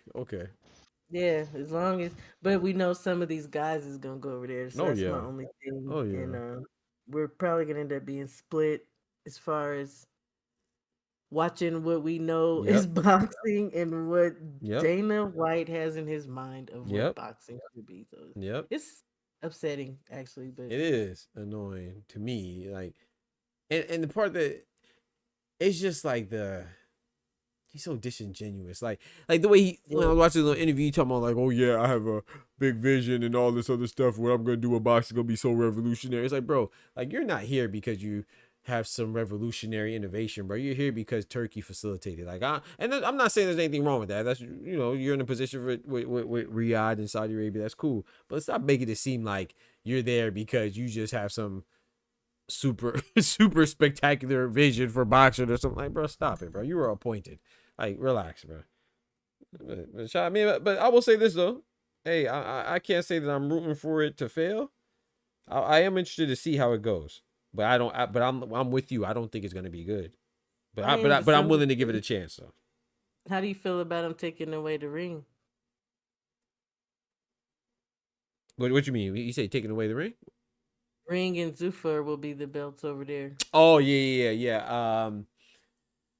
I have some questions. Like, for example, if it is the ring, right? The ring rankings, right? Then how would you I guess the ring would have to get restructured? Because, like, for example, if he's not going to work with the sanctioned bodies or whatever, that's cool. Then because typically when you have the ring belt, you have another alphabet belt. at least one, or like, you know what I'm saying, like another sanctioned body belt. But if you're not recognizing, then how are the other guys getting to the rankings of the ring? I guess my question. I Because guess it my just won't question be a is. part. Sorry, go ahead. It just won't be a part of anymore. Oh, so you said, okay, so like, for example, like I don't know who's ranked right now. Who's the WBC champion? Mario Barrios. So he won't be in the ring rankings anymore. That's what you're saying? None of the guys, I guess, on this Okay, that side of makes what, sense then. Okay, because that yeah. was my question. I was like, how are you 'Cause you gonna? can't straddle the fence with that one. You know, it Right, don't. exactly, Yeah. exactly. That's why I was confused. I was like, so you're just gonna take him? Yeah, I That's what I'm mean that makes saying. So sense how do then. you feel about him taking away the ring? Yeah, I don't like it. Me neither. I don't like it. Yeah. But see, I didn't look at it like that. You're right. I don't know why I didn't think about that. I didn't look at him like taking away the ring because yeah, that is gonna be their ranking. So yeah, you're right. Yeah, I don't know why I didn't think about that. I mean, I know you'll probably, now that I said that, look more into Yeah, it heck because yeah. I might not be. Yeah, I'm thinking I about it might right not now. be. Like, Yeah, look, I'm not, but I'm not and I might not be totally on point. But I definitely read that today, nah, that makes sense though because so yeah, they said I that. don't know. I don't like it. Yeah, they said that I they're gonna don't be the like ring Dana White. rankings. I think he's a control freak, Right. and I don't know how you innovate something that's as old as it is. In its raw form, it's great. So what the hell are you changing up stuff for? It Right. just And now, yeah, because when he said that, I just thought that he was just gonna not have the guys that are like, let's say, champions, right? Like, so WBA, well, Rolly's not in there anyway, so which is crazy. But like, I just assumed that the champions just wouldn't fight in there, but I don't know why I didn't think about. Yeah, there won't be. They won't even be ranked. They shouldn't be. That just makes sense. Yeah, I didn't think about that. That's interesting. I'm gonna let you take your fur baby out. Let me go do that too, man. Turkey bar EA. To be honest, EA been trash anyways. That means they going to make fight that. Hey, that's a good point, Kendrick. Dana thinks he could do a 360 deal. Great boxing talent. So as a boxing player, not going to. Like I said, I'm interested to see. But I just don't. I have my doubts, man. So, but I'm not gonna. I just don't like the way it sounds, and it could be me. You know, it could be me being. I don't know if you'll call it paranoia or whatever. I just don't think that he just seems snakish. I'm not saying that Mauricio Suleiman ain't. I'm not saying that who else? Gustavo Oliveira or Daryl Peoples or Gilberto Mendoza for the WBC, WBO, IBF, and WBA respectively. I'm not saying that they're not, but sometimes when you know what you're dealing with, you know what I'm saying, you might think the grass is greener, then you go over there and it's worse. At And least you're in a contract with it. exactly. It ain't just you. What you say? I said it ain't just you. I I look at Dana for what he really is. Yeah. I don't take nothing he say to heart. Right. This dude is just an interim. True. He on borrowed time. That's a good point too. Now, let's see hope what so. Turk got. Let's see what Turk got. So Dana, oh, I read that already. But yeah, shout out to the panel though. Shawa, thank you so much for pulling up. Ty, you know what it is, man. Thank you for pulling up. Any last words? We're gonna start off with ladies first. What you got Thanks for for having me, Dad. the I hope you let us hang out in the back because I need to pick Ty's brain a little bit. Oh yeah, Shout out absolutely. to the chat. Shout out to the chat. Shout out to the good Doc. Hey, thank you. And Ty. And Oster. Hey. Yeah. Thank you. Yeah, shout out to Oster for joining the panel. I appreciate it. Yeah, and always that's the least I could do. And you remember, you always have this for everybody. Become a member. You always have access to the Discord voice channel. So whether I'm live or not, so please always utilize that. Because sometimes I might pop in on your ass too. You know. Sometimes I see Ty and them talk. I'll pull up. I love to hear the boxing talk too, man. Y'all be putting me on game and stuff. Shout out to Bodega Ty, man. Talk to me, bro. Final word. It's your boy Bodega Ty. Hey. And these are your DTB parlay picks. Hey. We have Boots over Weasel, Wilima, Melina, whatever the guy's name is. Just know it's either going to be a 5th round stoppage or 6th round RTD. Ooh, we Malima going down like there's a well in the boat. We got David Benavidez over Yard in 6 by TKO. Ooh. Clock it, chat. We have Devin Miles Haney by UD. A Mickey UD at that. Uh-oh. 7-5, 7-5, 8-4. This will be controversial. Mr. Haney. I like that pick, though. That's tough. Those some good picks now, chat. I really think Haney and Norman are 50-50. I'm leaning towards Norman, but I just think that they have clear like advantages and disadvantages relative to each other. That's a good fight, man. I just want respect. I just hope we respect both of them, regardless of who wins and who loses. Shout out to both of them for making that fight happen, man. For real. This The fight smartest bet for that fight is betting the over for 6 rounds. Yeah, I can see that. Because even if Brian Norman gets to him, I don't foresee it being no short shit. Like, I would think it would be the second half of the fight. Cut it out. But yeah, I appreciate y'all, man. I'm going to go ahead. Yeah, let me go take my dog out. I appreciate y'all. God bless, man. Hey, y'all clock those Ty's picks now. Yes, sir, man. I appreciate you, brother. Appreciate you, sis. Queen Shawa, King Ty. I'm out. Appreciate y'all rocking as always, for real. Shout out to Oster for pulling up on the panel. He had to dip out. Shout out to my brother Ty. Shout out to my sister Shawa. La Ya. Y'all go check her out. Go check her out. Shout out to Dub. Kendrick, everybody still kicking it. Actually went over longer than I thought. I am still trying to do the morning shows, y'all, but like I said, I've been looking at the analytics and stuff like that. But I also need to, I don't want to get what's it called, boggled down with the analytics too. We are trying to grow, but sometimes you just got to enjoy the process too, you know, and not focus on whatever. Just focus on getting it out the mud like we always do. So shout out to everybody. We didn't have any super chats today, did we? No super chats today, but appreciate all the members. Thank you for liking the video. Appreciate you coming and kicking it. You know what I'm saying? Even if you were trying to troll, you're just trolling yourself or hurt yourself. Don't forget to subscribe to the channel, for real. Hey, and also like the video if you haven't done so already. But more importantly, remember, with God, we can do anything. Without God, we're nothing. The doctor's out. Peace. Hey, check out the Patreon as well. We're going to be on there dropping more and more content and dropping more predictions like what Ty just did. We're going to drop the official predictions on the Patreon so you can see early access to that and behind the scenes footage for interviews and stuff like that, as well as becoming a member. Get you access to all that good stuff and bonbons. Y'all be easy. And take care of yourselves. Peace.